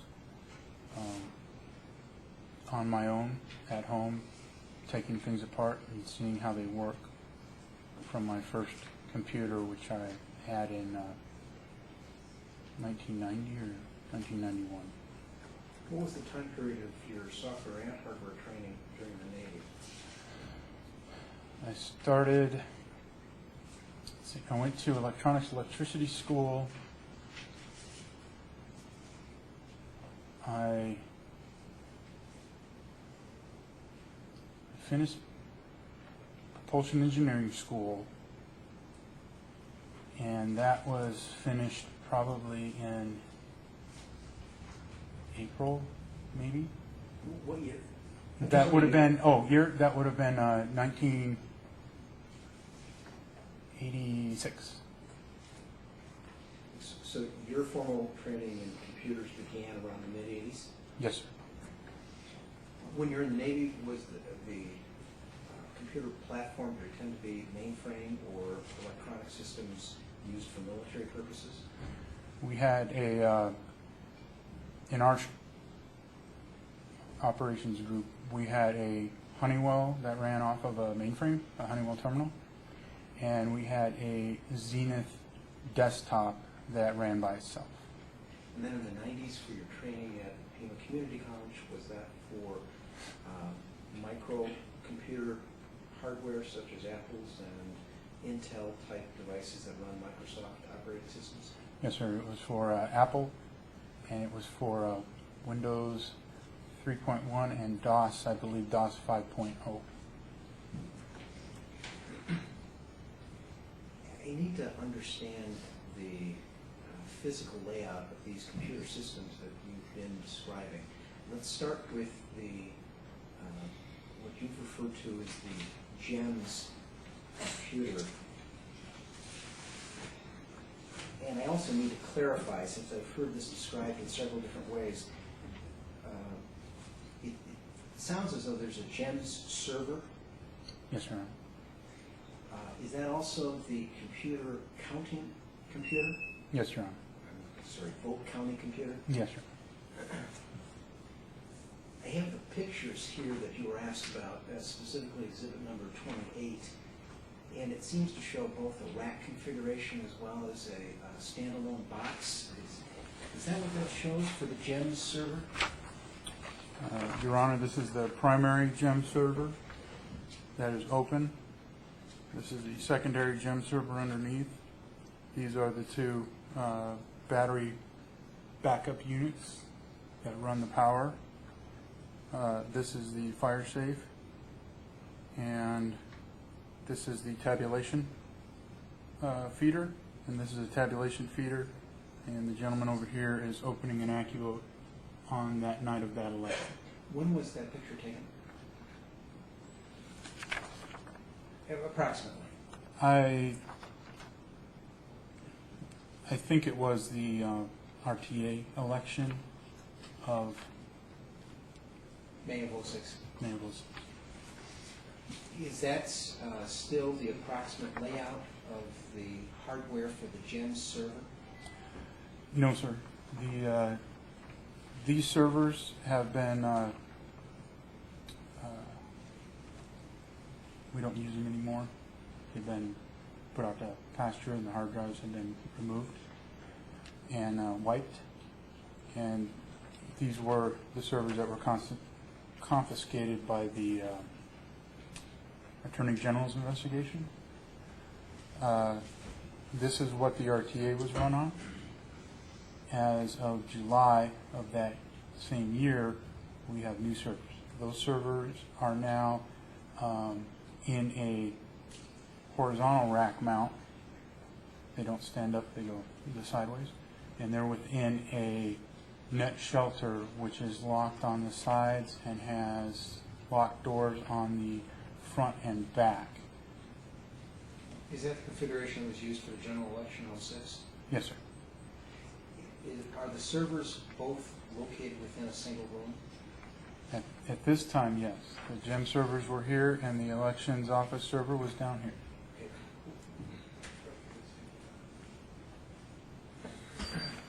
Where are the operator stations that have access to the GEM server?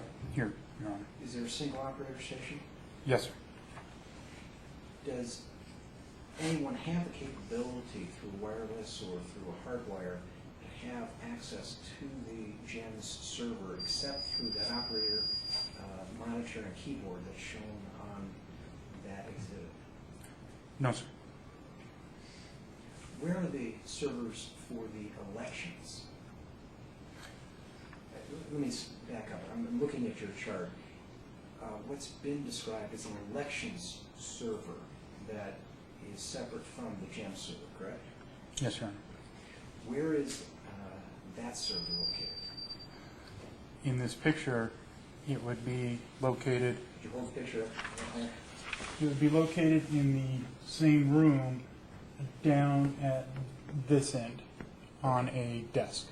Looking at the picture to the left of the viewer. Correct, this way. And there was a station there where you could log on to the elections server to do administration of that server also. Is that also a rack server? No, Your Honor, it sits on a desk. It's what? Oh, it sits on the desk. Yes. Where are the operators' stations that have access to the election server? Everybody throughout the office has access to the elections server. That's where their data is pulled and stored. To get on the server itself, you have to have an administrative account, and that can be accessed from anywhere in the network. I take it then the elections server is hardwired to computers throughout the elections department office. Yes, Your Honor, and the Pima County backbone. Is there also a wireless connection? No, Your Honor. Is there any kind of wireless connection to the GEMS server? No, Your Honor.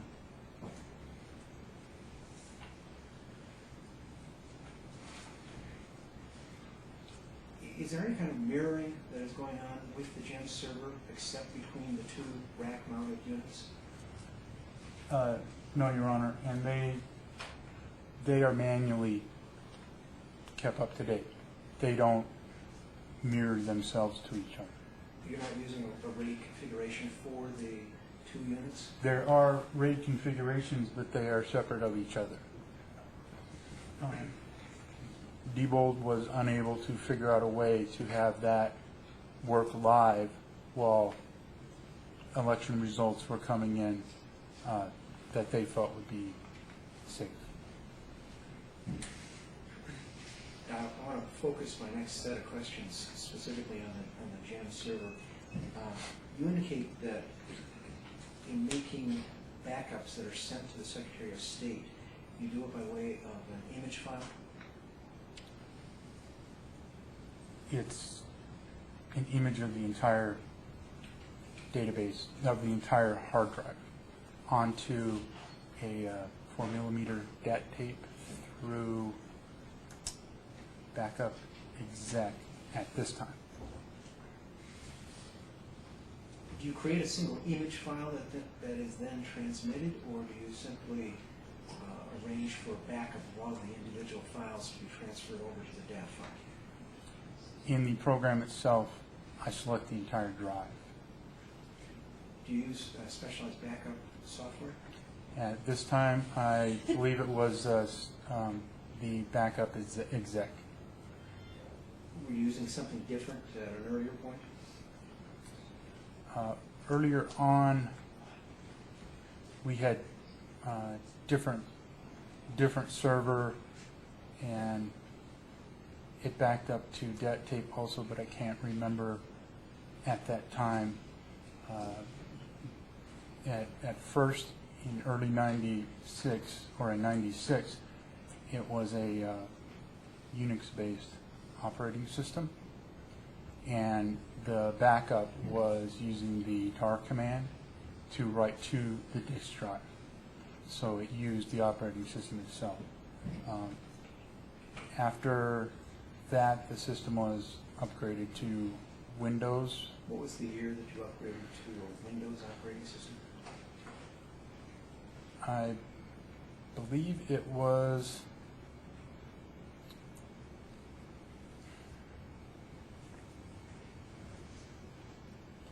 the summer. I could be incorrect, but I believe it was before the primary and general of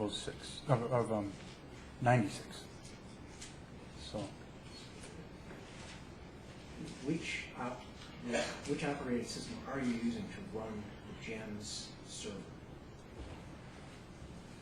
here it was NT4.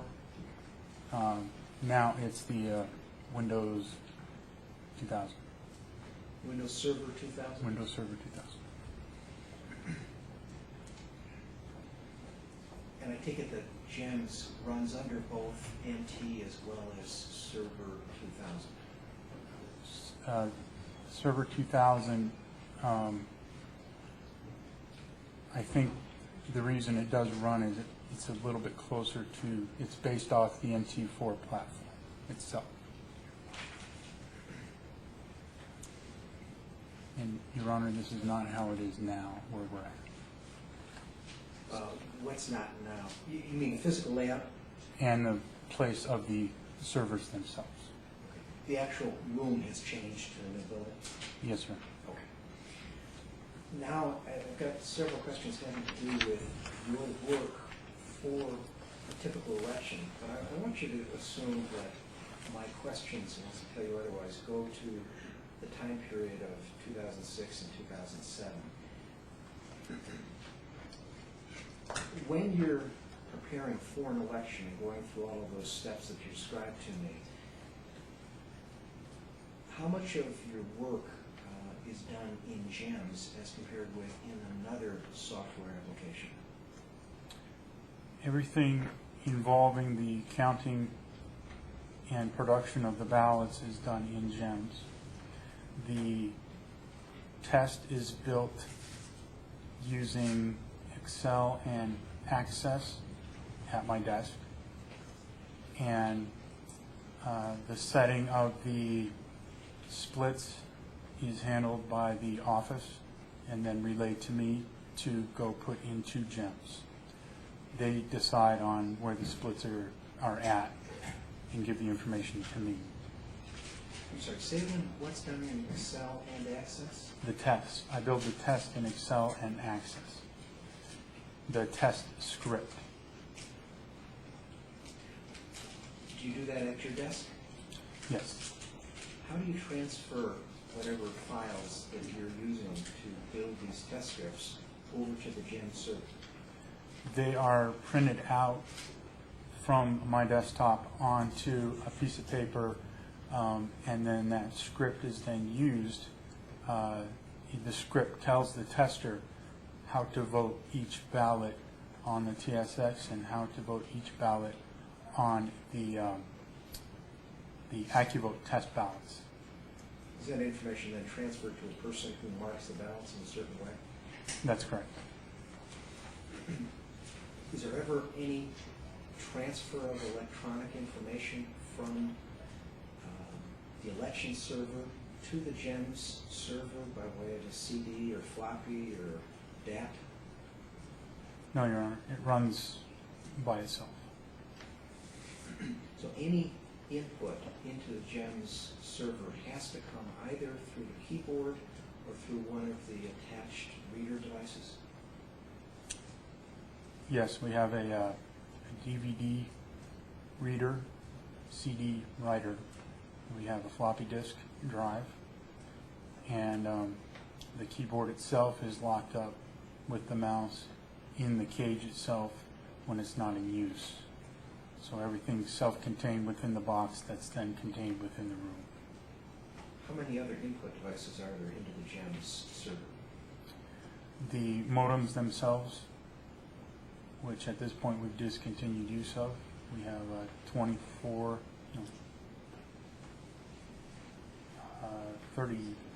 or 32 modems, I can't remember, that would import the information from the polls into the GEM server on election night. Those are no longer connected. No. How are you getting the same information that you used to use the modems to communicate with? At this time, we are transferring the information manually into GEMS through serial cable in the room. What is the serial port connected up to? Serial port's connected to a digiport box, which allows more COM ports to be applied to the server, and we have two boxes of 16 ports equaling 32 ports that are added to the GEMS server, and that handles all the modems, and the serial ports that we use to manually upload in the computer room results from an AccuVote. Then the central count units themselves with the feeders, those are via Ethernet to a switch which is inside the box itself, which is inside the cage itself. But the purpose of all these connectors, whether through a switch or through the modem, is to talk to the readers that are reading the ballots. Correct. Is there any other input device besides the readers that have to be connected to the GEM server?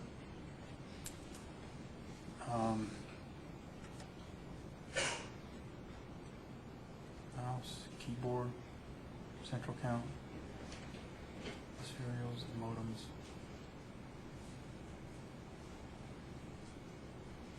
There's a video splitter, but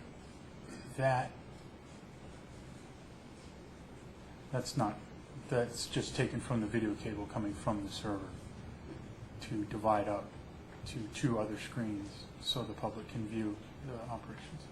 You have multiple monitors. Yes, Your Honor. Or one keyboard. Yes, Your Honor.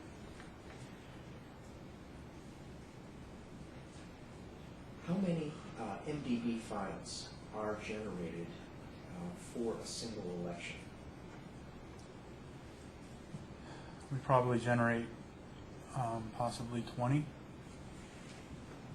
Now, to be more specific, I understand that you have different versions, particularly given how you back up and you use a date incremental system.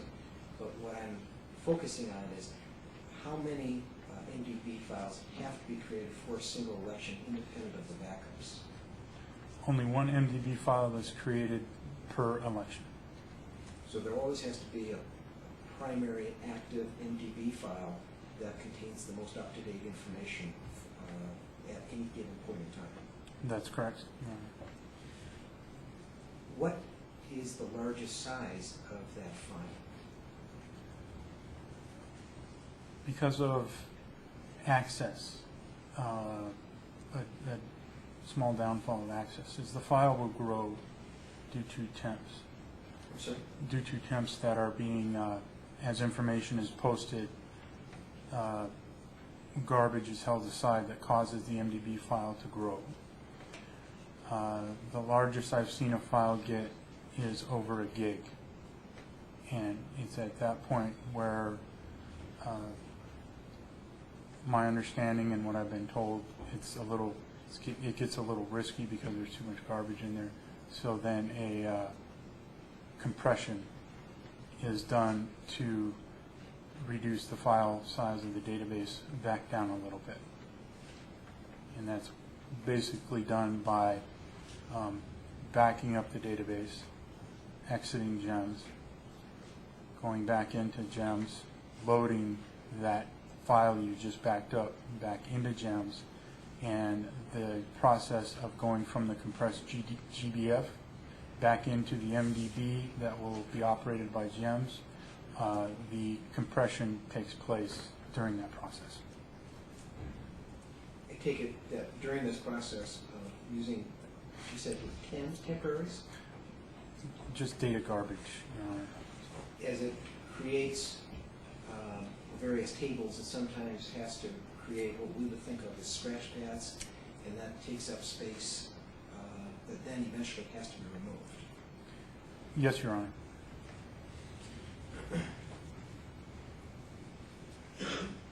And the system is reaching its limits when the MDB file exceeds 1 gig, and you actually have to not only save it and compact it, but exit out of the entire program so that it can make whatever final changes it does during the shutdown, and then reload it with a rebooting of the GEMS software. When we do the backup, it will be the GBF file. Then we close the open election and we exit GEMS program itself. Then we click on the GEMS again. The select your database screen comes up.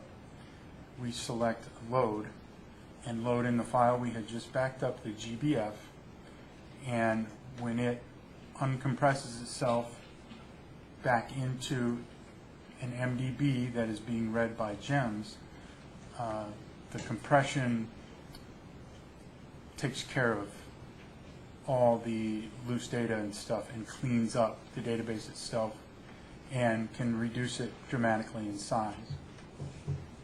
For purposes of clarification, there's two kinds of backups that are occurring, that have occurred in your testimony. One is backup by this exact software that allows you to back up files to a DAT. But then there's also a backup that occurs solely within GEMS. Is that right? That's correct, Your Honor. So the backup routines that you were just referring to are those that are intrinsic to GEMS. That's correct. And those backups require the GBF files to be present because it actually uses the GBF files as part of that process? That's correct, Your Honor.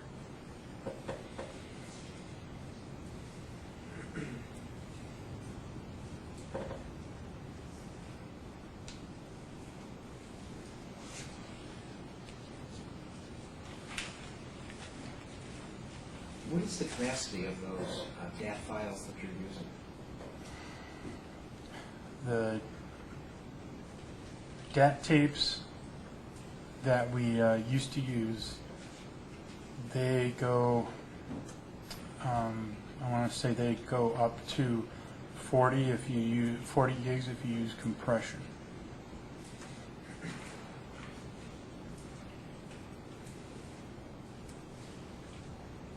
If a MDB file is approximately a gig in its largest size, will it also create a GBF file that's approximately a gig?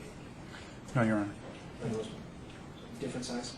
Yes, Your Honor. The MDB, when it is backed up, is automatically named a GBF, and when it is backed up, it is essentially what occurs with like a WinZip. Okay. It compresses that file down by running an algorithm, and at the same time, what it does is it cleans up the table itself. So the database may be a gig in size, but the GBF may be 200 megs. In order for you to give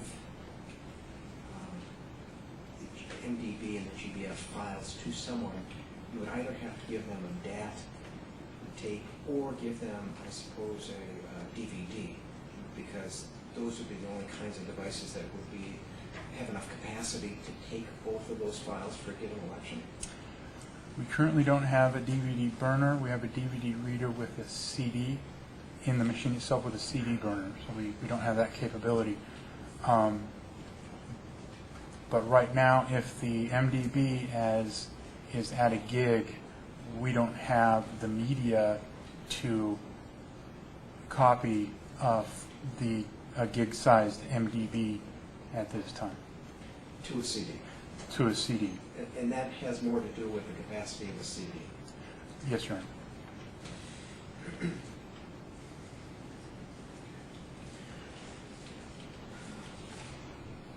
You said that if the MDB file was to be disclosed, you would have to start over. So for instance, if I order the MDB file to be disclosed, tell me in detail what that means that you would have to do for the next election, which I assume is the presidential primary in February.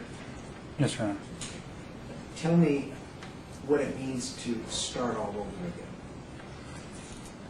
Currently, like the PPE that's going to be used for 2008, we are using a file from a previous election. In the primary and in general, for the general, we use the primary as a layout for the general by just removing candidates who did not move on to the general by losing during the primary, and then we combine the parties themselves so that they're all on one ballot in their races. What is the danger if you don't use a template from a prior election? It's more of a time issue, Your Honor, especially between the primary and general. We have to turn around an election in a short amount of time. I know we've been given a little bit more time by the legislature, but it's still we try to time save as much as we can with being accurate. I understand why you wouldn't want to, but Mr. Strom's questions to you implied that there would be a security or some other kind of risk if you were to use a template or MDB file from a prior election. What are those security risks that would be involved? The information that's in the MDB file is the election code itself, the numbers, the identifiers of the cards themselves, and the identification of candidate placements, their IDs, any information that can help somebody to create through GEMS a similar ballot or anything that looks like a general. If they have it prior to the election, at a certain point when we're developing, some things don't change, and then they would be able to create any memory card they wanted for TSX or a AccuVote and change it the way they want, or create just mayhem by putting garbage out there that disrupts the election process by using their GEMS application, which we know they have, to create memory cards and possibly ballots to cause a disruption in the election process itself. let's take those separately. How would someone who uses information from a disclosed MDB file be able to use it to corrupt the cards that the county uses for the next election? It wouldn't corrupt the cards that the county uses, but they could generate their own cards that they could, in scenarios, if you want to build scenarios, they have a whole bunch of polls that are going to try to debunk the election itself. They could create their own memory cards using the GEMS application with the database to mimic the general election or the primary election and just change the titles in them.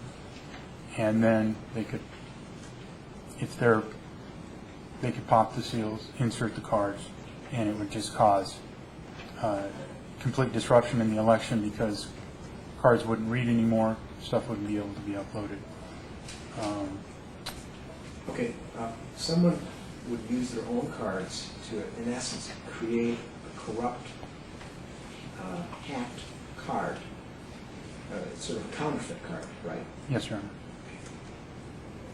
Is the concern that the counterfeit card then gets put into the actual machines at the polling sites? Yes, Your Honor. That, I take it, would involve a security, physical intrusion into the machines that should be secured right now. Yes, Your Honor. Then talk about the other kinds of danger. There was a second danger, I'm afraid I've forgotten it. Printing your own ballots. Yes. How would that come about, and how would you expect these counterfeit ballots to be used?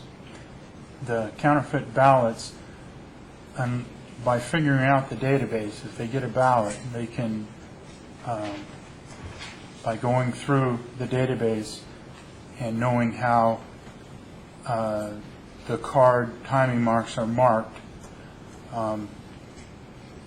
I myself can tell by sitting down for a little while.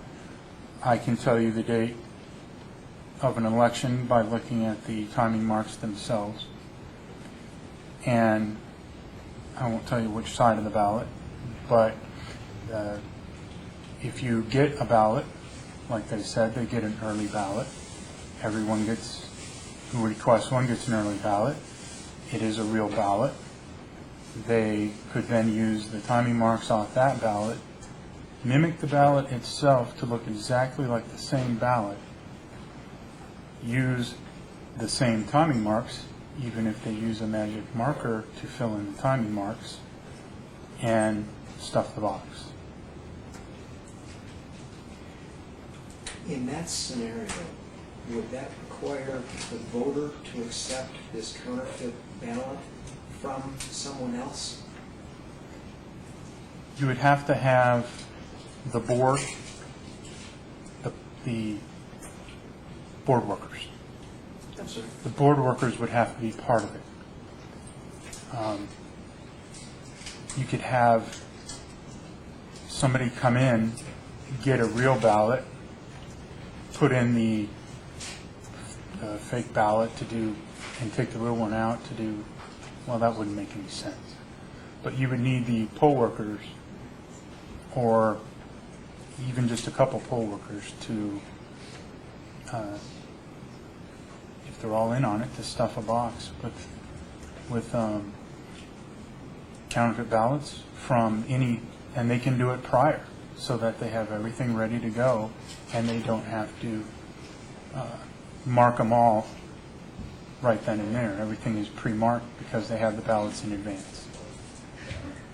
As I understand it, with early ballots, the voter typically mails it in, although can also drop it off at the recorder's office. And the polling sites on election day, Your Honor. So there are three methods of delivering a ballot to election officials or their designees. Yes, Your Honor. each one of those methods, in order to be compromised by having a counterfeit ballot, would require the voter to either wittingly or unwittingly use a counterfeit ballot? The counterfeit ballot with the voter probably would not notice that a candidate position had been changed to benefit a candidate, as if John Doe is running against Jane Doe. John Doe's in the first position, Jane Doe's in the second position. For that precinct, you create a counterfeit ballot where the rotation is different, but the computer is programmed to read it the way it is. So if John Doe had more votes, the machine would see it as, not knowingly, it would see the John Doe position as Jane Doe because that was what was changed on the counterfeit ballot. So it would read different on the ballot. Is actually being recorded in a different way than what he or she intended. Correct, Your Honor.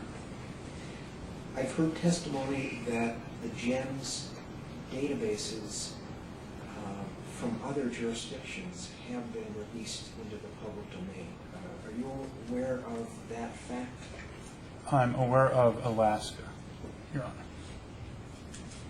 How long, as far as you know, has Alaska been releasing to the public domain its MDF or MDB files? I don't know, Your Honor. Has that been an issue in terms of understanding the format of the MDB files and allowing someone to compromise an election in another jurisdiction? If they have the MDB file and they have GEMS program, then they can combine the two, and with minimal knowledge, they can see the structure and how everything works in the database itself. And at that point, you can do a lot of malicious changes by making counterfeit memory cards, counterfeit ballots. To your knowledge, has that ever happened? My knowledge, I don't know. Have you ever attempted to open up an MDB file generated by GEMS using only access? Yes, Your Honor. Is it possible to do so? Yes, Your Honor. Is it possible to alter the file and then have it read back into GEMS? Yes, Your Honor.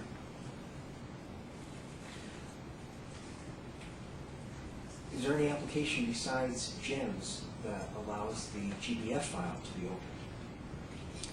I haven't tested anything yet, Your Honor, to see if it can be opened by anything else. We have kept everything contained, and we don't test a lot on hacking of the computers itself. Well, I'm not referring to hacking, but just, for instance, if you were to create a test MDB and GBF file, Yes, Your Honor. have you attempted to open up the GBF file with other applications? No, Your Honor. Have you ever seen the source code to the GEMS software? No, Your Honor. I take it what you have is what is sometimes referred to as object code or executable code. I have the compiled executable program, Your Honor. When you create the MDB files, do they ever have to be compiled? As far as my knowledge of the way the database process works, no. Have you ever had to compile? No.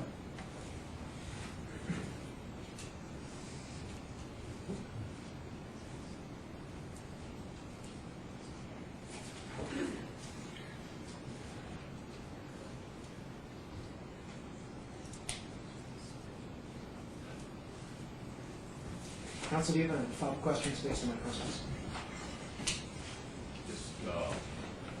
Mr. Crane, in your description,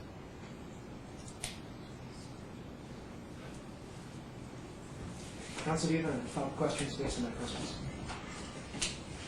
Just, Mr. Crean, in your description of the counterfeit ballots, where someone would go to the trouble to create a counterfeit ballot for a particular precinct and change where it said Jane Doe, the one that you just described, those ballots then would go into the ballot box, correct? That'd be At the correct. precinct? That'd be correct. And then one would, they would be available if those precincts had been chosen for the hand count audit, then those very ballots would be there with different rotation than all the rest of the ballots. Would that be right? That's correct. That's the best way to check for fraud, is the ballots against the canvas. Oh, thanks. Mr. Schott? Mr. Schott? Mr. Crane, are you aware of the run-in report that's cited by Mr. Huckberry? Have you seen anything like that with respect to that? I don't recall the name. I've read a lot of the reports that have come down the past year. The threats you were talking about, the judge, would you know whether are these things that you've run from some of the reports that you've read? The counterfeit ballot scenario, I've known from pretty close to day one of operating GEMS, by understanding how GEMS functions.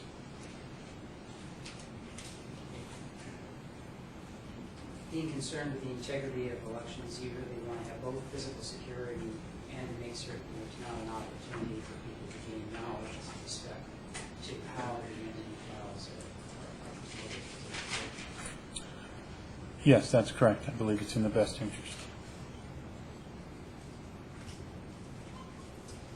It's interesting you could use Microsoft Access to reformat the data in the disclosed MBE file, and then claim that the altered version, vote totals changed, precinct assignments changed, whatever you're going to do. You could say that that altered version actually is the official version, right? And it would be difficult to distinguish. That would be correct. It'd be our word against their word. And other counties in Arizona, you've had some knowledge about how other counties work. Talk to the judge. Yes. About that. They have less secure procedures than we do. Yes. I think Pima County has one of the best securities in the nation. So would it be your opinion that we release our database, that this could potentially present a problem for the other counties in Arizona? In my opinion, it could create a problem for everyone.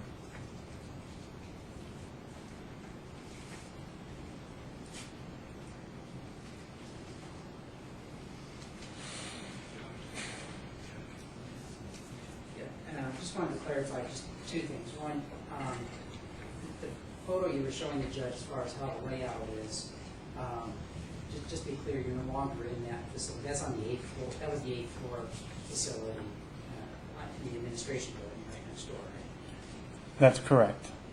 I don't think what I also mentioned is that the GEM server is solitary, and there's no cabling that connects to the GEM server that exits the room itself.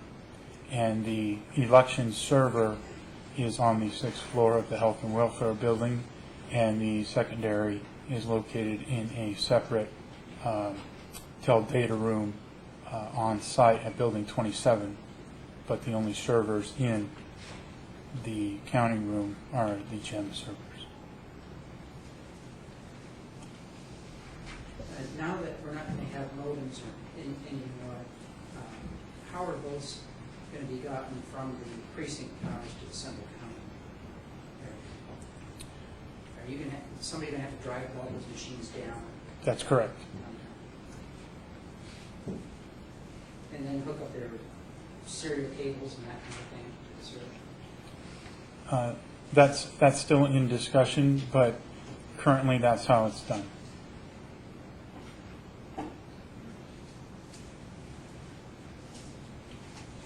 Nothing further. If I could ask one question. Go ahead. Clarification, Judge. Could a citizen take an early ballot that had been sent to him and then use Photoshop and make a duplicate counterfeit ballot?